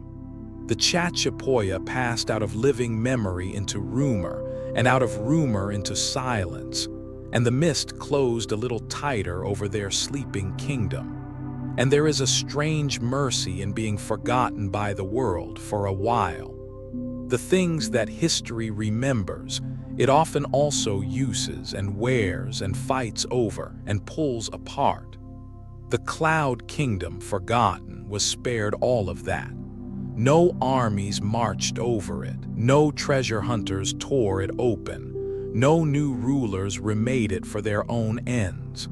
It was simply left to the moss and the mist and the patient forest, left in the deep quiet, untouched by the restless hands of the centuries. Its very obscurity was its shelter. So the long forgetting was not only the kingdom's disappearance, it was, in a quiet way, its salvation. Had the Cloud people's cities stayed known and prized through all those centuries, far less of them might have survived to reach us, worn by use, stripped by looters, remade by the living. Because they were forgotten, they were kept whole. Because no one remembered them, they were not disturbed. And so the mist handed down to our own age a kingdom far more intact than a remembered one would ever have been. Sometimes the kindest thing time can do to a fragile and beautiful thing is simply to lose it for a while. There is a deep peace in that long forgetting, rather than only sorrow, the peace of a world left undisturbed, sleeping soundly beneath its green and gray blanket, asked for nothing, troubled by no one, simply resting in the mist through the turning centuries. The kingdom of the clouds was not being destroyed in those long years. It was being kept hidden, quiet, safe in the forest and the fog, waiting. Let that long quiet settle over you now as the centuries settle softly over the sleeping kingdom.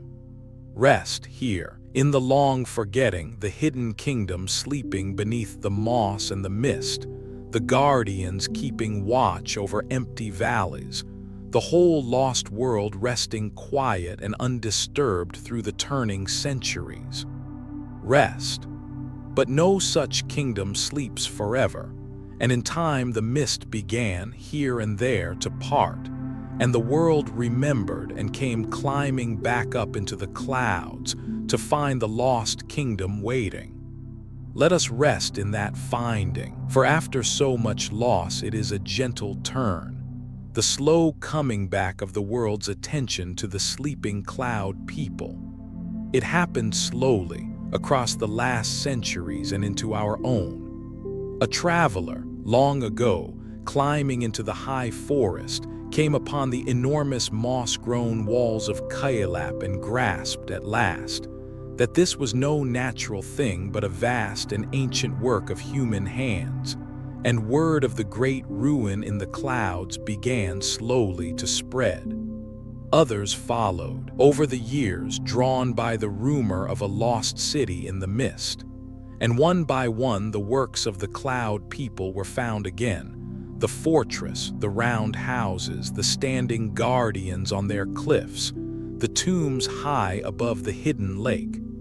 Bit by bit, the mist gave back the kingdom it had kept so long, and one finding in our own time was especially wondrous.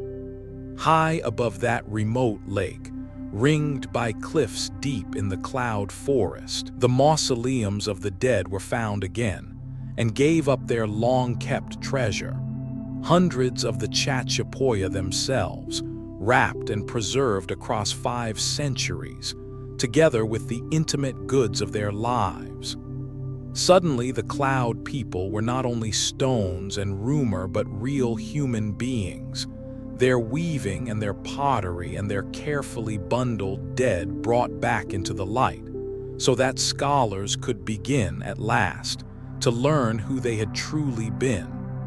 The mist had kept them faithfully all that time, and now gently it began to let them be known again, and each finding gives the cloud people back a little more of their voice.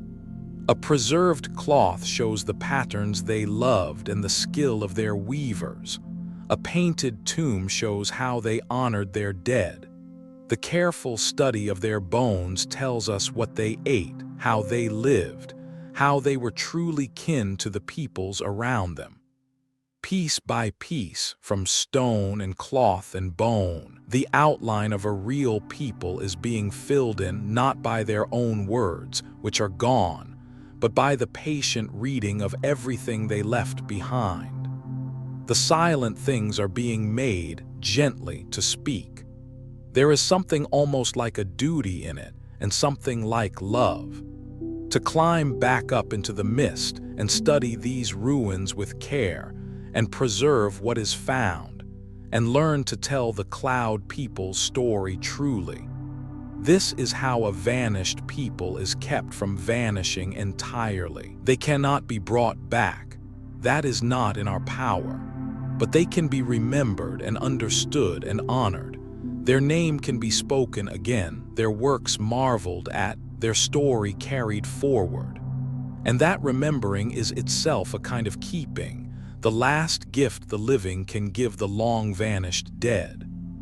There is a quiet joy in that recovery, worth resting in the sense that the cloud people were not lost forever after all, that the mist had merely kept them sleeping until the world was ready to climb back up and find them, that a kingdom thought vanished could be gently woken and studied and honored and remembered again. What was lost is being found. What was forgotten is being learned. The cloud people are coming back softly into the memory of the world. Let that gentle turn ease the sorrow of all that came before. Rest here with the kingdom found again, the mist parting, the world climbing back to the moss-grown walls, the sleeping cloud people gently woken into memory and light after their long forgetting. Rest. And yet, for all that has been found and learned, the cloud people keep their deepest secrets still, and it would be wrong to leave you thinking they are fully known. Much about them remains a true and open mystery, and there is a particular pleasure, as our journey through their story ends, in resting not in the answers but in the honest questions the mist still holds. We do not know what they called themselves. In their own tongue, the name we use came from others. We do not know what the bold friezes meant, the zigzags and the diamonds and the watching forms. They left no key.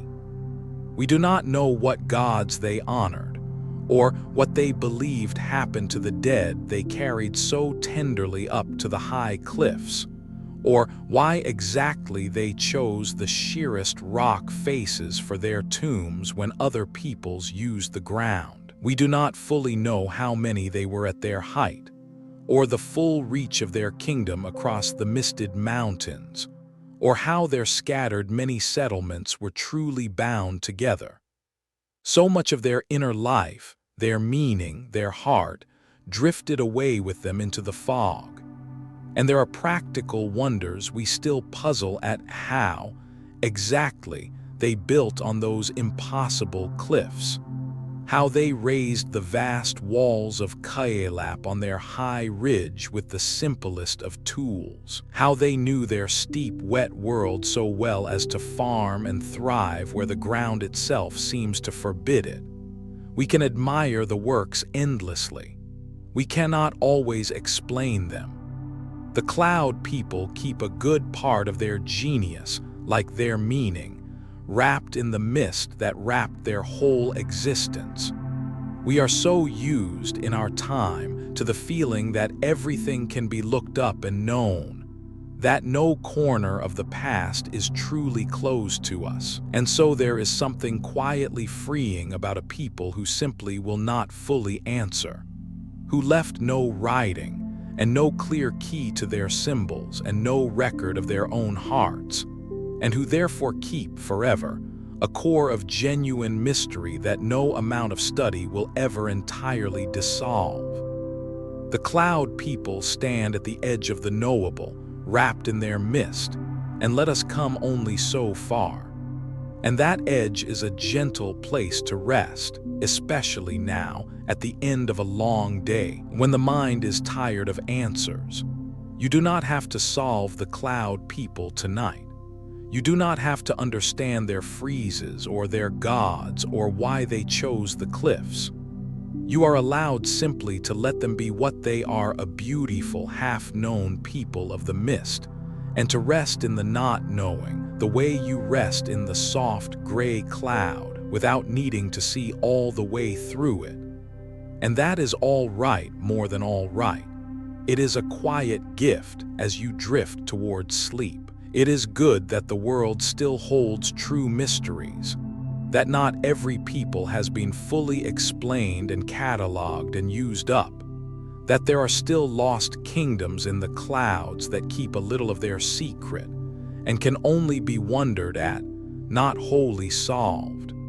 You do not have to understand the cloud people to rest among them.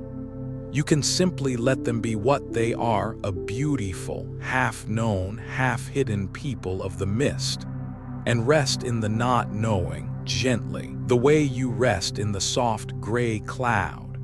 Rest here with what we still cannot explain, the lost name, the silent friezes, the unread heart of the cloud people. The true old mystery it is a comfort to leave wrapped in the mist. Rest. Before we let the history go entirely and sink into the long rest, let us sit with the deep, gentle truth that runs through the whole story of the cloud people, that the very thing which defined them, the mist, was also the thing that kept them, that the clouds hid them in life and hid them in death, and hid them across the long forgetting and kept them safe for us to find. It is the quiet heart of the whole night. The mist was their home and their shield in life, hiding their ridges, guarding their fortresses, cloaking their warriors, wrapping their whole world in a gray that outsiders could barely penetrate. And when they were gone, the same mist and the forest it feeds closed over their kingdom and kept it, covering the fortress and the tombs in moss and green, hiding them from the centuries, sheltering the guardians and the mummies in the high cliffs where the damp could not reach, and no hand disturbed them. The cloud people were preserved in the end by the very cloud that had always defined them. The mist that made them a mystery is the mist that saved them. And there is the deep pattern this channel keeps finding, in kingdom after kingdom, that it is the hidden things, the sheltered things, the things wrapped away from the restless world that endure. What stood exposed was worn away, what the mist covered was kept. The cloud people vanished from history precisely because they were so hidden, and survived in their stones and their tombs and their preserved dead for exactly the same reason. Their obscurity was their loss and also their keeping. The clouds took them from the memory of the world and held them safe until the world could climb back and remember. Let that gentle truth wrap around you now like the mist itself, that to be hidden is not always to be lost. That to be covered, sheltered, wrapped away in the quiet can be a kind of keeping. The clouds kept the cloud people, and tonight the same soft gray mist is closing gently around you, not to lose you but to keep you, to wrap you away from the restless world and shelter you, and hold you safe through the night. Let it. Let the clouds keep you as they kept the cloud people, wrapped and sheltered and safe in the soft gray quiet. Rest here with why the clouds kept them, the mist that hid them in life and kept them in death, the sheltering gray that saved what it hid, the soft cloud closing gently now to keep you safe as it kept them. Rest. And so we come to the turn of the whole night, the place where the history softens away and the pure rest begins. For everything we have climbed through, the whole rise and height and long fading of the cloud people, has been leading here to a single gentle understanding. That the kingdom of the clouds became, in the end, a cloud, soft and gray and drifting and at rest. And that in following its story up into the mist, you have been rising all along toward your own soft gray sleep. Think of all we have gathered on the way up.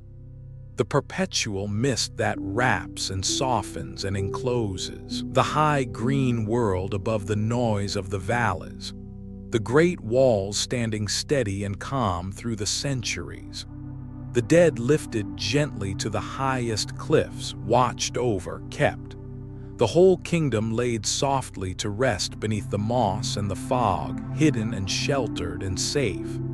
Every part of the cloud people's story in the end turns toward stillness, toward the soft gray quiet, the sheltering mist, the being wrapped and kept and at peace. The whole of it has been a long, slow rising into rest. So let the climb be complete now.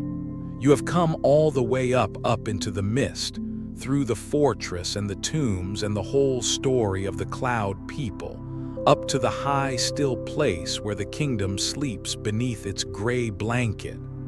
There is nowhere higher to climb, and nothing more in the telling to reach. There is only from here the long rest itself, the sinking into sleep as into the soft gray cloud, the being wrapped and kept as the cloud people were wrapped and kept gently in the high green quiet. From here I will speak more softly and more slowly and ask less and less of you, until there is nothing left but the mist and your own slow breath and the soft gray quiet holding you. You have risen into the kingdom of the clouds. You are wrapped in its mist. And now there is only rest, soft and gray and deep and safe, in the high, still cloud that kept this kingdom and will keep you, gently until morning. Rest here in the kingdom that became a cloud, the whole climb complete, the high still mist all around you, nothing left before you now but the soft gray rest that wraps and keeps you as it kept the cloud people. Rest. Let us rest now in the simplest thing of all, the softness of the cloud. You are high up in your mind on the misted ridge where the kingdom sleeps, and everything around you is soft. Soft gray light, soft green moss, soft drifting mist, and there is nothing you need to do but feel that softness and let it hold you. Feel how soft the cloud is. It has no edges, no hardness, nothing sharp or sudden anywhere in it. It drifts and curls and folds, gentle as breath, wrapping the forest and the ridge and you in a soft gray haze where every shape is blurred and every distance is dissolved and everything is gentle. There is no glare here, no brightness to trouble the eye, only the soft, even gray of the cloud, kind and muffled and mild, softening the whole world into a gentle blur. Let that softness reach into you. Let the soft gray light soften your eyes, and the soft muffled quiet soften your ears, and the soft cool mist soften your skin, until the softness is not only around you but within you, your body softening, your breath softening, the sharp edges of the day dissolving into the same gentle gray. There is nothing hard left to hold onto and nothing hard pressing on you.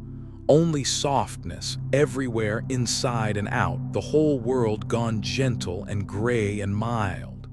And in that softness there is nothing to do but rest. Nothing sharp to guard against. Nothing bright to keep you waking. Only the soft cloud, folding gently around you, softening everything it touches, holding you in a mild gray haze where the whole world is blurred and kind and gentle.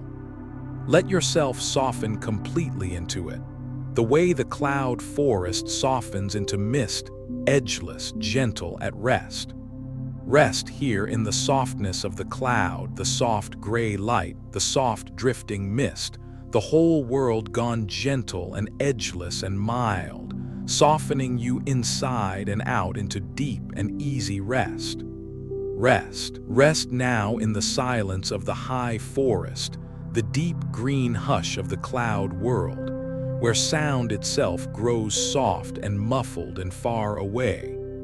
For the cloud forest is one of the quietest places there is. The mist and the moss and the thick soft green drink up every sound, so that the whole world falls to a gentle hush, and there is nothing loud, and nothing sudden, and nothing sharp to break the deep green quiet. Feel how the silence wraps you. The moss on every branch and trunk soaks up sound. The mist muffles it. The soft, wet green swallows it, so that even the calls of the birds come faint and far, and the drip of water from the leaves is the loudest thing there is. A soft, slow, gentle patter here and there in the hush. There is no roar of the world here, no rush of traffic or voices or noise. Only the deep green silence of the high cloud forest, soft and complete, holding everything still. Let that green silence fill you, the way it fills the forest.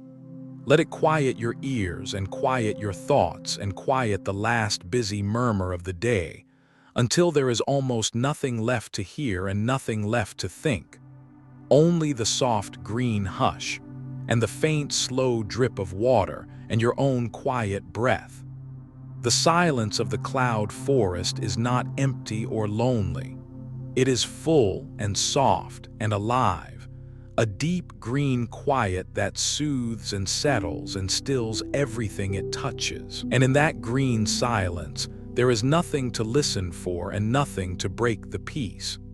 You can let your ears rest and your mind grow still and sink into the deep, soft hush of the high forest, where the mist drinks every sound and the moss swallows every echo and the whole green world is quiet and quiet and quiet. Let the green silence hold you now, soft and deep and kind. Rest here in the green silence, the deep, soft hush of the cloud forest, the faint, slow drip of water in the stillness, the whole green world quiet and muffled and gentle, holding you in its deep, soft peace. Rest. Feel now the cool, wet air of the cloud forest, that gentle, moist, living coolness that wraps the high mist world, neither cold nor warm, but soft and fresh and kind against the skin. It is one of the most soothing things about this place, the cool, wet air. Let it settle over you and calm you. Breathe it gently. In your mind, the cool, clean, moisture-laden air of the high cloud forest, fresh with the smell of moss and green and rain, mild and soft in the lungs. It carries no heat, no dryness, no dust, only the gentle, wet coolness of the mist, the freshest and cleanest of air, cool on your face and cool in your chest, soothing everything it touches. It is the air a whole kingdom breathed for 1,000 years, the soft, wet breath of the cloud, and it is soothing you now. Let the cool, wet air draw the warmth and the tiredness of the day gently out of you. Feel it cool your face and your brow and soften the last heat of your thoughts. Feel it fill your chest, slow and cool and fresh, and settle you deeper with each breath. There is nothing harsh in this air, nothing that stings or dries or troubles, only the mild, wet coolness of the mist, gentle and clean and endlessly fresh, calming you, cooling you, soothing you towards sleep. Breathe the cloud softly and let it settle you.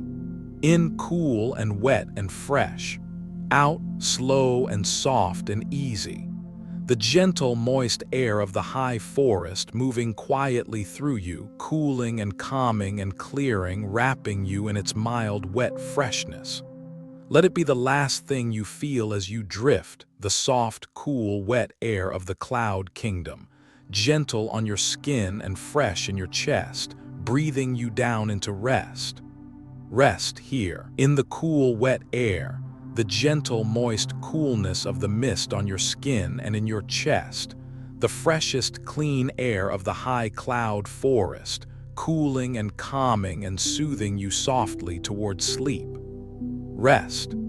Let the mist now be a blanket, not a thing to see through, but a thing to be wrapped in, soft and gray and close.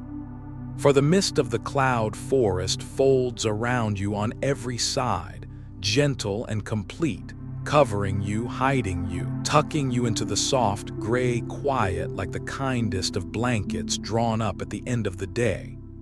Feel it fold around you, the soft, gray, weightless mist, closing gently over you, wrapping you close, softening every edge of the world until there is nothing sharp or far or clear, only the soft, gray nearness of the cloud, holding you in. It asks nothing of you, this misted blanket. It only wraps you and hides you and keeps the wide, hard world away and lets you disappear gently into the soft, gray quiet, the way the whole cloud kingdom disappeared into the mist and was kept safe. In the mist, you cannot see far and you do not need to. There is nothing you must watch, nothing you must look toward, nothing far off that requires you. The mist draws the world in close and soft around you, so that there is only the near, only the gentle, only the soft gray wrapping you round. You can let your eyes rest, and let the far world dissolve into cloud, and let the soft gray blanket of the mist cover you completely. And it is the same mist that wrapped and kept the cloud people across all the ages. The the same soft gray blanket that folded over their kingdom and held it safe and hidden for centuries. Let it wrap you now in exactly that way. Gently, completely, kindly. A soft gray blanket of cloud drawn close around the whole of you, hiding you from the hard, bright world, tucking you into the deep, soft quiet. Let the mist cover you. Let it tuck you in. Let it keep you soft and safe and hidden all through the quiet night. Rest here with the mist as a blanket, the soft gray cloud folding gently around you, covering you, tucking you into the deep, soft quiet, the kind gray blanket of the mist drawn warm around the whole of you. Rest. Let yourself be wrapped now entirely in the cloud, surrounded, enclosed, held soft on every side by the gentle gray mist, the way the high ridges are wrapped, the way the whole kingdom was wrapped, the way you are being wrapped now softly towards sleep. There is nothing beyond the cloud that you need. There is only the soft gray wrapping, and you held gently within it. Feel the cloud all around you, above and below, before and behind, on every side, soft and gray and close. A gentle enclosing haze with no hard edge anywhere. You are held within it, wrapped within it, folded within it, cushioned on every side by soft gray mist. There is no cold here, no sharpness, no exposure. Only the soft, close cloud wrapping you round, holding you gently, cushioning you in a mild gray softness that has no end. Let the wrapping soften and settle you completely.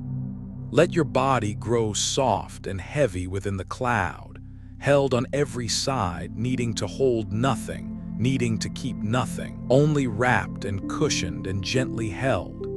Let your breath grow slow and soft within the mist. Let your mind grow gray and gentle and still, dissolving softly into the cloud, until there is almost no edge left between you and the soft gray mist that holds you. Only the wrapping, only the softness, only the gentle enclosing quiet. You are wrapped in the cloud now, as safe and soft and hidden as the sleeping kingdom on its high ridge. Nothing can trouble you here, wrapped in the gentle gray. Nothing is asked of you, cushioned in the soft mist. There is only the wrapping and the softness and the deep gray quiet, holding you gently on every side, carrying you softly towards sleep. Let the cloud wrap you completely and keep you and hold you all through the long, soft night. Rest here, wrapped in the cloud, held soft and close on every side by the gentle gray mist, cushioned and enclosed and safe, dissolving softly into the soft gray quiet that wraps and holds you towards sleep. Rest. Let time slow now all the way down to the slow, deep time of the cloud forest. Up in the world of the day, time hurries, clocks and schedules and the fast, bright rush of things. But here, on the high misted ridge, time moves the way the mist moves, slowly, softly, without any hurry at all. Let your own time slow to match it. Think how slow the forest is. The moss grows a hair's breadth in a year. The great trees rise across lifetimes. The mist drifts and gathers and drifts again, in no hurry, going nowhere in particular, taking all the time there is. A drop of water gathers on a leaf and swells and falls, and another gathers, slow and patient and unhurried, the soft rhythm of a world that has never once been in a rush. Here on the high ridge in the cloud, nothing hurries. Nothing has ever hurried. There is only the slow, soft turning of the mist and the green. Let your own sense of time sink into that slowness. There is no clock up here in the cloud. There is nowhere you have to be, and no hour you have to keep, and no rush of minutes pulling at you.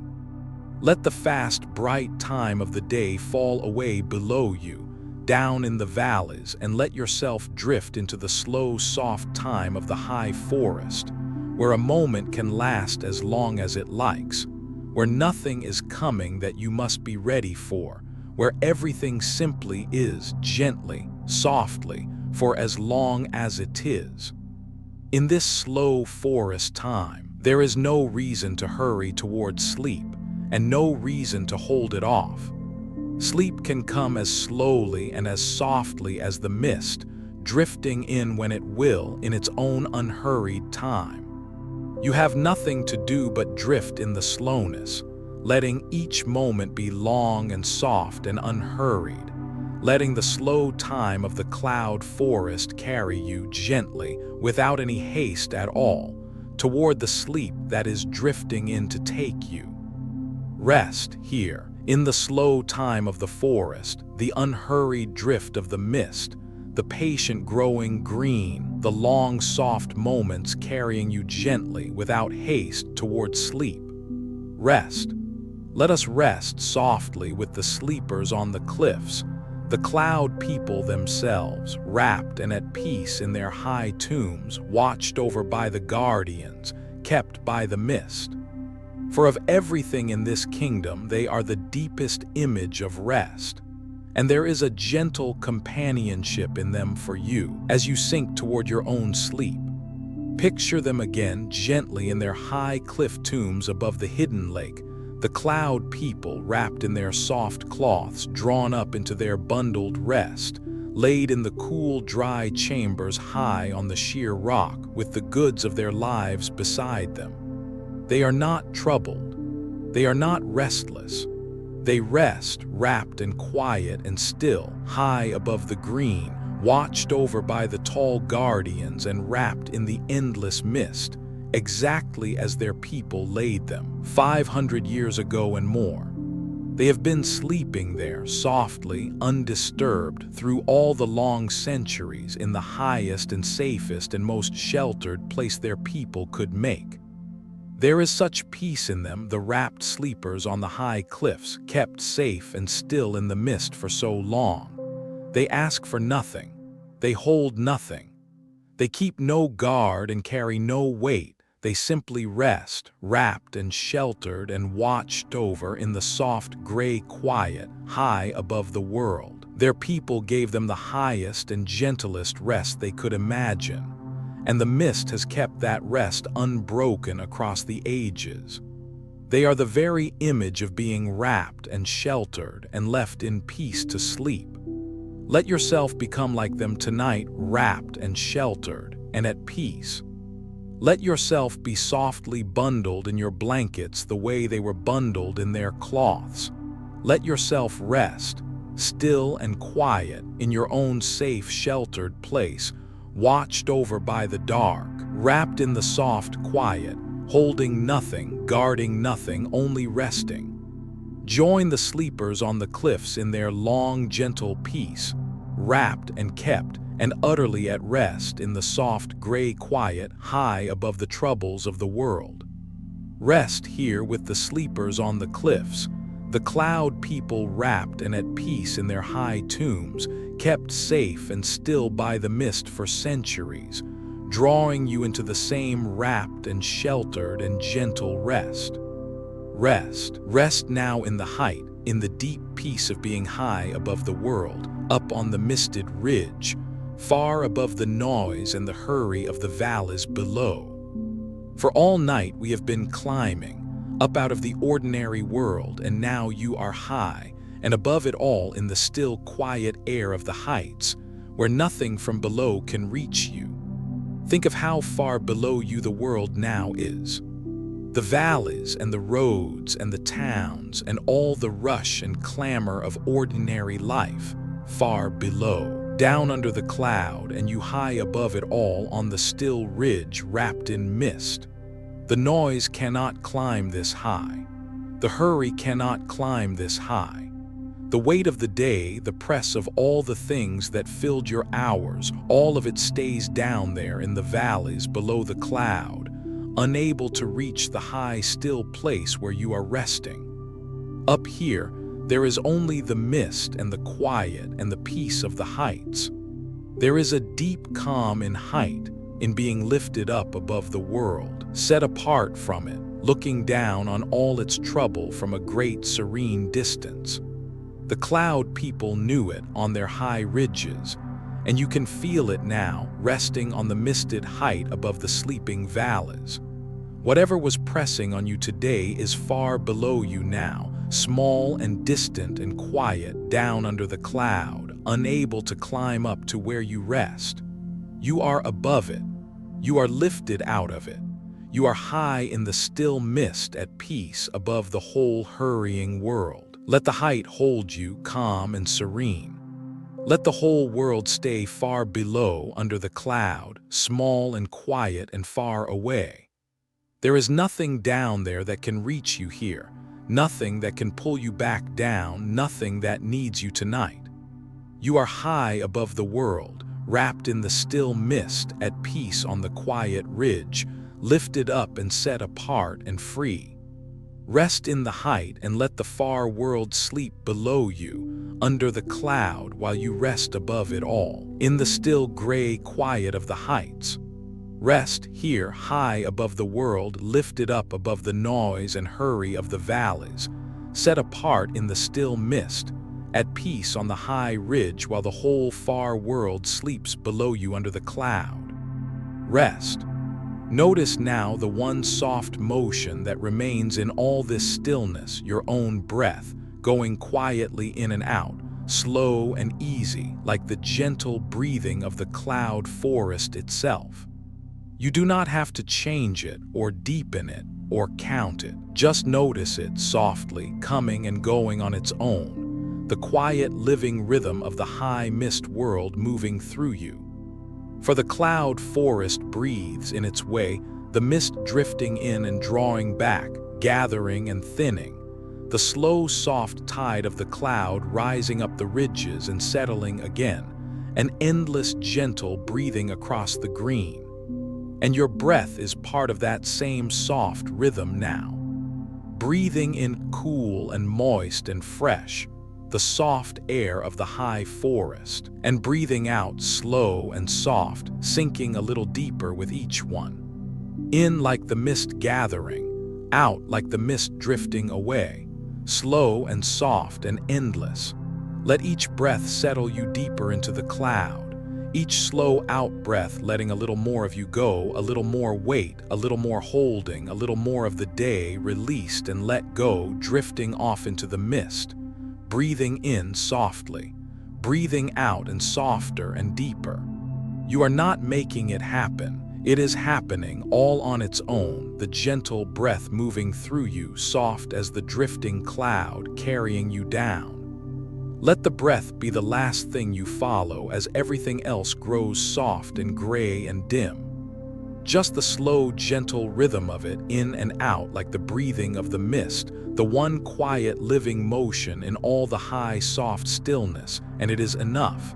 It is all you need. It will breathe you gently down the last of the way into sleep.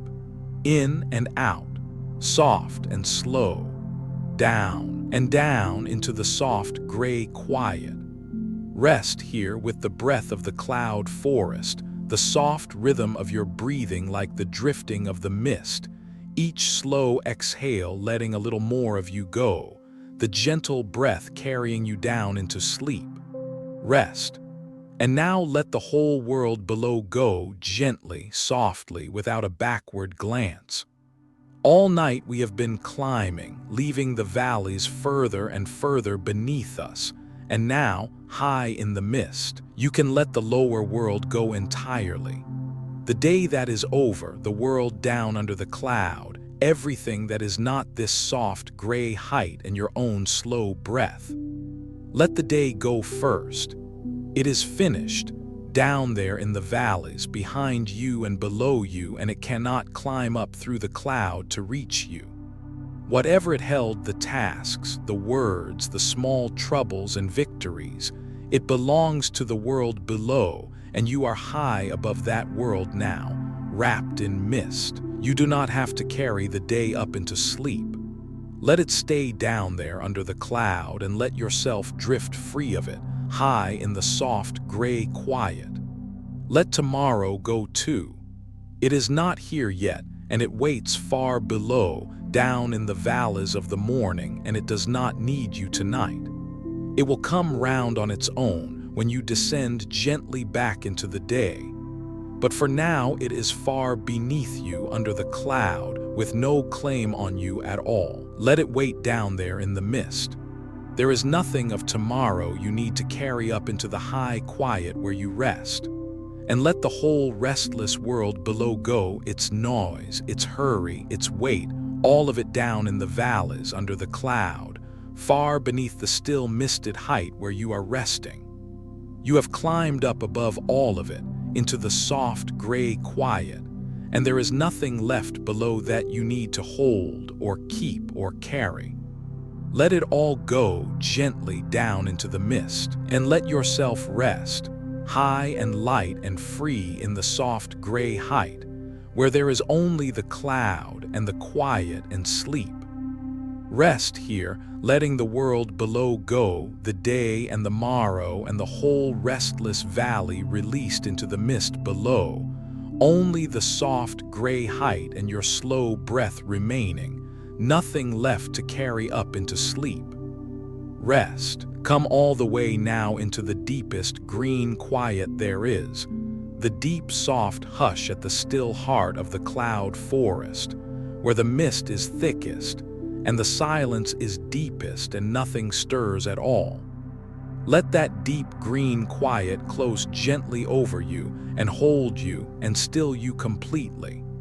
Feel how deep the quiet is here, in the heart of the mist. No sound reaches this far, this high, this deep into the soft gray cloud.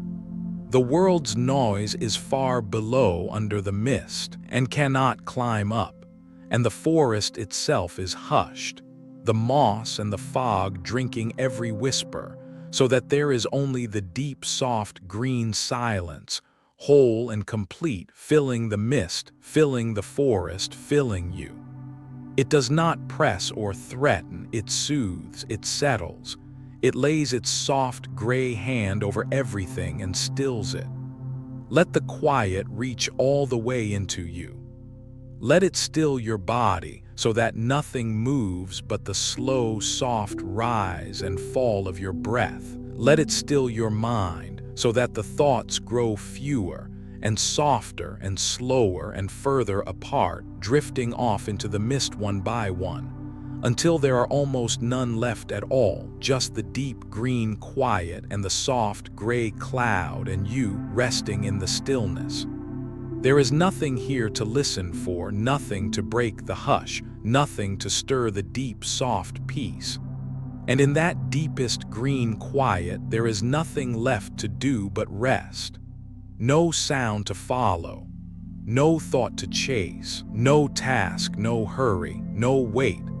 Only the deep soft silence of the high cloud forest, closing gently over you, filling the mist all around, holding you in a stillness so complete and so kind that there is nothing to do but let go and sink into it and rest.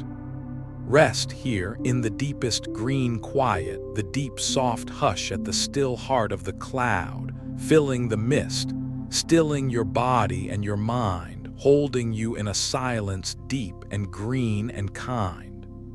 Rest, let yourself drift now, softly, the way the mist itself drifts, weightless and slow and aimless, floating gently through the soft gray cloud with nowhere to go and nothing to do, only drifting, only floating, only sinking softly towards sleep.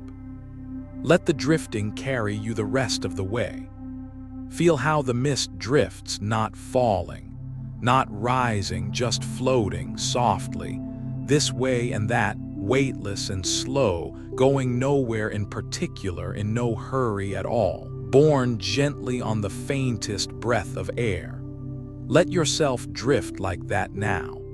Let your body grow weightless and soft, and let yourself float gently through the soft gray cloud, with no effort, no direction, no destination.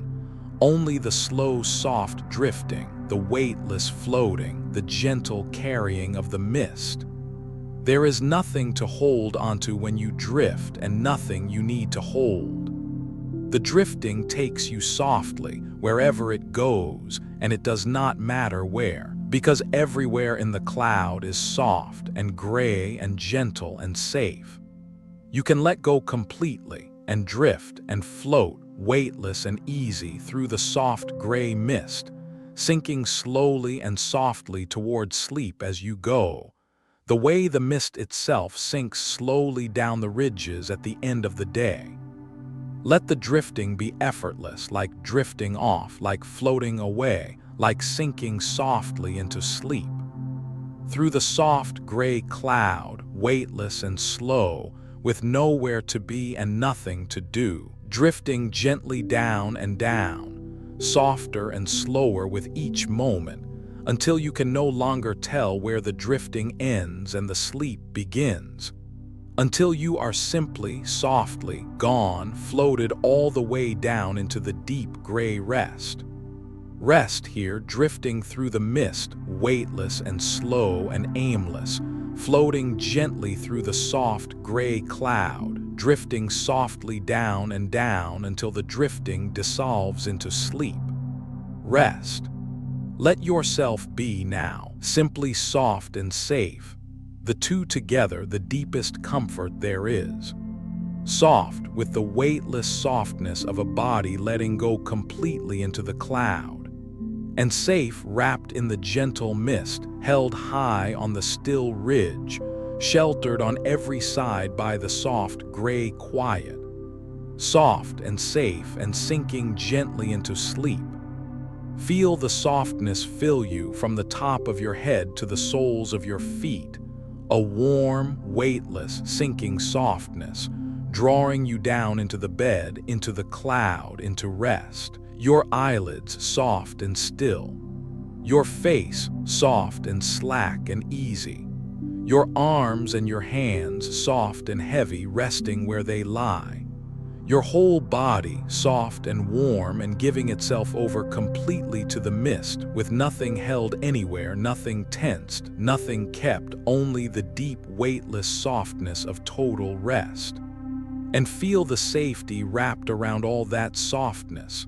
The gentle mist on every side, the high sheltered ridge, the soft gray cloud holding you close. You are wrapped and cushioned and hidden and utterly safe, high in the mist where nothing can reach you and nothing can trouble you and nothing is asked of you at all. Soft and safe, wrapped and held, letting go completely in perfect safety in the soft gray cloud. There is nothing sweeter than this and nothing more you need to be soft and safe and sinking into sleep, wrapped in the gentle mist that holds you. Let the softness take you all the way down. Let the safety hold you the whole way. There is nothing to do but sink, soft and warm and safe into the soft gray cloud, down into the sleep that is drifting in, gentle and close to take you. Rest here, soft and safe, the weightless softness drawing you down, the gentle mist holding you safe on every side, sinking completely into sleep in the soft gray cloud. Rest. And now let there be nothing to hold. Nothing at all. All night we have set things down, one by one, the story, the history, the day, the world below, and now, in these last soft moments before sleep, you can let go of the very last of it and hold nothing and be free, weightless and empty, drifting in the soft gray cloud. There is nothing you need to hold onto tonight. Not the cloud people, not their fortress, not a single thing you have heard. It will all be there, kept in the morning like the kingdom kept safe in the mist. Not your body, the mist is holding that, the bed is holding that, and you can let it go completely. Not your breath, it moves on its own, faithful, without any help from you. Not tomorrow, not the day behind you, not any weight or worry or task. There is nothing anywhere that needs you to hold it now. Feel how light it is to hold nothing, to open your hands in the soft gray mist and let the last of everything drift away off into the cloud, out of reach, gone quiet. You are carrying nothing now. You are keeping nothing. You are responsible in these last soft moments for absolutely nothing at all. Everything is held for you by the mist, by the dark, by the gentle cloud. And you are free, empty-handed and weightless and free to simply drift into sleep. So let the very last thread slip from your open hands off into the mist. Let it all go gently into the soft gray cloud. And be light and be empty and be free, nothing to hold, nothing to do, nothing to be but asleep. Drift the last soft distance into the gentle mist, weightless and unburdened and free into the rest that is waiting to take you. Rest here with nothing to hold, hands open in the soft gray mist. The last of everything drifted gently away, weightless and empty and free, drifting unburdened into sleep. Rest. Rest now in the last and gentlest truth of the whole night, that you are being kept. The cloud is keeping you exactly as it kept the cloud people, exactly as it kept their fortress and their guardians and their sleeping dead, safe and hidden and whole across the centuries. You do not have to keep yourself tonight. Something soft and gentle and old is doing it for you. Feel how much is holding you safe right now without your doing anything at all. The bed beneath you taking your whole weight. The dark of the room folded soft and close. The gentle mist of sleep wrapping around you. And your own faithful body, breathing itself, its heart keeping its slow, steady time, all of it working quietly to keep you safe and resting through the night, asking nothing of you at all. You are held, you are kept. You do not have to hold yourself together. The cloud is doing that. Let yourself be kept the way the kingdom was kept. Let go of the keeping, the guarding, the holding together that you carry through your days. You can set it down now, all of it. You do not have to watch over anything, or manage anything, or keep anything from falling. The cloud will keep it. The mist will keep it. You are wrapped in something soft and gentle and safe, exactly as the cloud kingdom was wrapped in the mist, and it will hold you gently through the whole long night and give you back whole to the morning. There is nothing left to do now but be kept. Nothing to carry, nothing to guard. Let the bed keep you, and the dark keep you, and the soft cloud keep you, and let yourself grow soft and heavy and trusting in their keeping, the way the sleeping kingdom trusted the mist for centuries. Soft, held, kept, sinking gently into the cloud that keeps all things and keeps you now softly until the light comes round again. Rest here in the cloud that keeps you held by the bed and the dark and the gentle mist. Nothing to guard, nothing to carry, wrapped safe in the soft gray cloud as the kingdom was kept for centuries. Rest. ND now, softly, we come to the end of our long climb together to the threshold of sleep, where I will leave you gently wrapped in the soft gray mist. There is nothing more to learn tonight, nothing more to hold, nothing more to do. We are only going to let the mist settle slowly over everything and let you drift the rest of the way down into sleep. Feel the mist settling now, the way it settles over the high ridges at the close of the day, thickening, softening, sinking gently down over the forest and the fortress and the sleeping kingdom, drawing its soft gray veil over all of it, quieting everything, covering everything, laying everything gently to rest.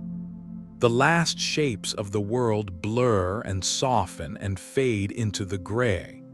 The last sounds fall to silence.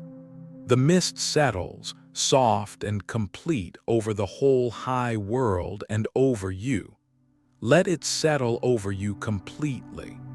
Let the soft gray mist sink gently down over your body and your breath and your thoughts, covering you, softening you, drawing its quiet veil over the whole of you, until there is nothing sharp or clear or waking left.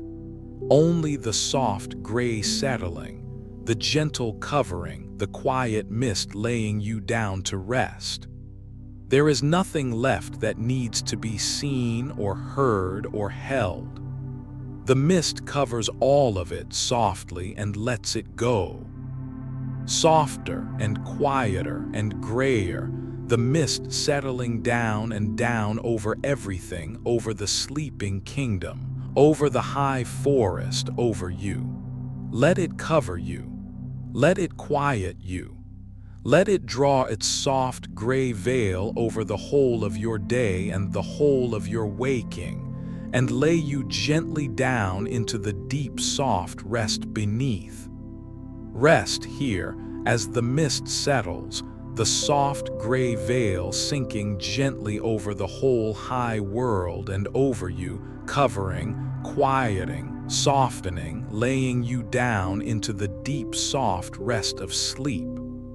Rest. Let the last light fade now, the soft gray light of the cloud forest, dimming gently toward the dark, the way the light fades through the high wet leaves at the end of the day.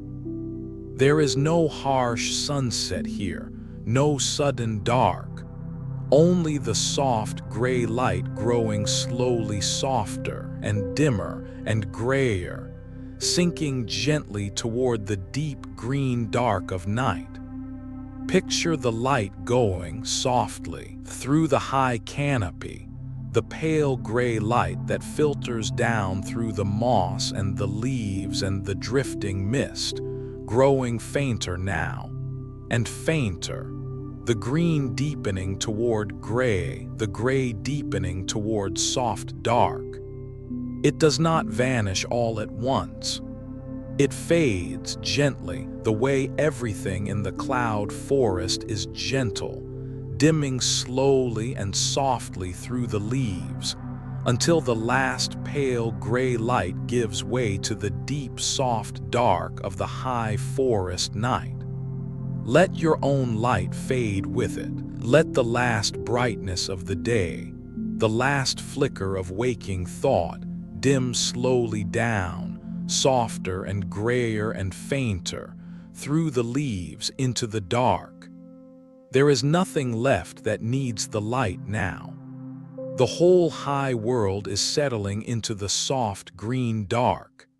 You can let the last of the light go gently through the leaves, and let the deep soft dark of the cloud forest night close kindly around you. Dimmer and softer and darker, the last gray light fading through the high wet leaves, the cloud forest sinking gently into night, and you sinking with it down past the last of the light into the deep soft dark where sleep is waiting. Let the light go. Let the dark come, soft and green and kind. Let the cloud forest night fold gently around you. Rest here as the last light fades through the leaves, the soft gray light dimming gently into the deep green dark, the high forest sinking into night, and you drifting down with it into the deep soft dark of sleep. Rest. Up here, high in the mist, wrapped in the soft gray cloud, there is nothing to guard. Let me say it softly so that some quiet part of you can hear it and finally let go completely. There is nothing for you to guard tonight, nothing to watch over, nothing to keep safe. You can lay down every last watchfulness here in the soft gray height and rest with no guard at all. All day, some part of us stands watch, keeps track, stays ready, holds a corner of itself alert against whatever might come. The cloud people knew that watchfulness. They built their fortress and their narrow gate against a world that could threaten them. But you are not in that world tonight. You are high above it, wrapped in the mist on the still safe ridge where nothing can climb up to reach you, and there is nothing to watch for and nothing to guard against. The cloud guards you. The height guards you. The soft gray mist guards you. So let the watchfulness go, the last, deep, tired watchfulness that you carry even into the night. You can set it down now. You do not have to stay ready for anything. You do not have to keep any part of yourself awake and alert. Nothing needs guarding. Nothing needs watching. It is all being kept softly by the mist and the height and the gentle dark, and you are free at last to let even the watching go and sink completely into unguarded, trusting, total rest. Nothing to guard, nothing to watch, nothing to keep ready. Only the soft gray mist holding you, guarding you, keeping you while you let go of everything and rest. Let the last watchfulness dissolve into the cloud. Let yourself be, for this whole long night, entirely unguarded and entirely safe, high in the mist that keeps all things, free to sink all the way down into sleep. Rest here, with nothing to guard, every watchfulness laid down, the mist and the height and the gentle dark keeping you safe, free at last to rest unguarded and trusting in the cloud. Rest. Rest now in the warm green dark, for the dark of the high forest at the end is not cold but soft and mild and kind. Not empty, but full of the gentle green life of the cloud world. Not lonely, but close and wrapping and warm. It is the warm green dark of the deepest shelter, folded gently all around you. Feel its warmth, soft on every side, the close, gentle warmth of being deeply wrapped, deeply sheltered, deeply held in the mild green dark of the high forest. There is no chill here, no bare or open place. Only the warm, soft dark, wrapped close, breathing faintly with the green life of the cloud forest, mild and gentle and kind. It holds you and warms you and keeps you and asks nothing at all but that you rest in it. Let the warm green dark fill everything. Let it close softly over your eyes and your body and the whole high forest until there is nothing anywhere but the warm, close green dark, holding you gently, keeping you safe, carrying you softly towards sleep. There is nothing to see. There is nothing to do. There is only the warm green dark and you resting in it, wrapped and safe and held. And it is the same soft dark that has wrapped this high green world across all the ages. The same close, kind, keeping dark that held the sleeping kingdom in the mist for centuries. Let it hold you now in exactly that way. Let the warm green dark wrap you close and keep you gently, all through the long, quiet night, safe in the deepest shelter, high in the sleeping cloud. Rest here, In the warm green dark, the close mild warmth of the high forest folded gently around you, holding you, keeping you, carrying you softly toward sleep, rest. And here is the last gentle permission, the one that lets you finally, fully let go. The world below goes on without you now, and that is exactly as it should be. Far down beneath the cloud, the world keeps turning, keeps its watch, keeps time, and it needs nothing from you tonight. You can lay it all down and rest high in the mist, while the world goes on below without you as it always has. Think of it far below you now, the turning world, down under the cloud, keeping on. The night moving quietly toward its distant morning, the valleys sleeping and waking, everything that has to happen happening all on its own without the least help from you. It does not need you to watch it. It does not need you to keep it turning. It will do all of that itself faithfully through the whole night, while you rest high above it in the soft gray mist. So you can put it all down, the whole world, the whole day, the whole weight of being awake and being needed and keeping watch. It is all down there, below the cloud, going on without you, kept by hands far older and surer than yours. There is nothing down there that depends on your staying awake. There is nothing that will fail if you let go.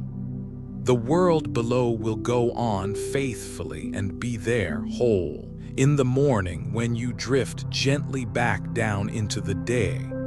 For now, let it go on without you.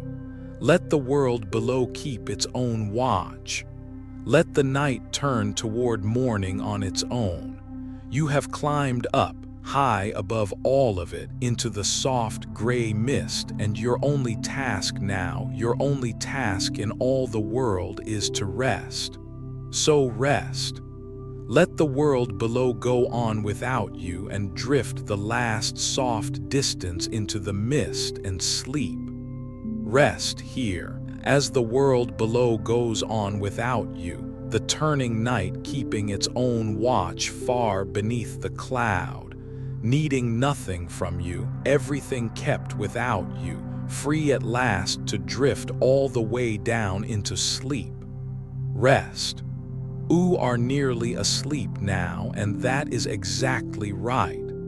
Let these last few words be soft around you like the mist itself, drifting close and gentle in the dark. You do not need to follow them. You do not need to remember them. You can let them drift over you and through you and away, as you float the last soft distance down into sleep. Drift the last of the way now into the deepest rest, floating, soft and slow and weightless, into the gentle gray cloud at the still heart of the night. There is nowhere to fall and nothing to reach, only the soft, endless mist, growing softer and grayer and gentler the further you drift, holding you closer with every slow breath. Drift past the last of the light, drift past the last of the thoughts which loosen and soften and float away. Drift into the soft gray quiet where there is only rest. You are so soft now and so light and so safe. Wrapped in the gentle mist, held high on the still ridge, cushioned in the soft gray cloud, drifting gently down the way the mist drifts down the ridges at the end of the day. Nothing hurries you. Nothing troubles you. Nothing asks anything of you at all. There is only the mist and the soft gray quiet, and you drifting softly down into sleep. Let the cloud have you now completely. Let it wrap gently around you the way it wrapped the sleeping kingdom and keep you the way it kept the cloud people, soft and safe and at peace through all the ages. Drift the last of the way, into the mist, into the soft gray quiet, into sleep. Rest here, drifting the last of the way, floating soft and weightless into the gentle gray cloud, held and safe and light, the mist wrapping gently around you and carrying you the last of the way into sleep. Rest. Sleep now and sleep well. You have traveled a long way tonight up through the clouds, through the fortress and the cliffs and the whole long story of the cloud people, all the way to here, to this soft gray quiet, to this deep and gentle rest. And here we part gently until the next time the Codex opens. The kingdom will keep its silence in the mist, as it has for centuries. The tall guardians will keep their watch over the green. The sleepers will keep their long rest on the high cliffs. And the world below will keep its slow turning and carry the night gently round to morning and lift you softly back into the light, rested and whole when it is time. But that is all a long way off, and none of it needs you now. Now there is only sleep and the soft gray mist and the gentle keeping of the cloud. Thank you for making this long climb with me tonight. Rest deeply, be well, be safe. And whenever you are ready, let the last of my voice fade away beneath the quiet and drift the final soft distance down, all on your own, into sleep. Good night. Sleep now. The mist is kind and the height is safe, and you are wrapped and kept and held, and all is well. Good night, good night.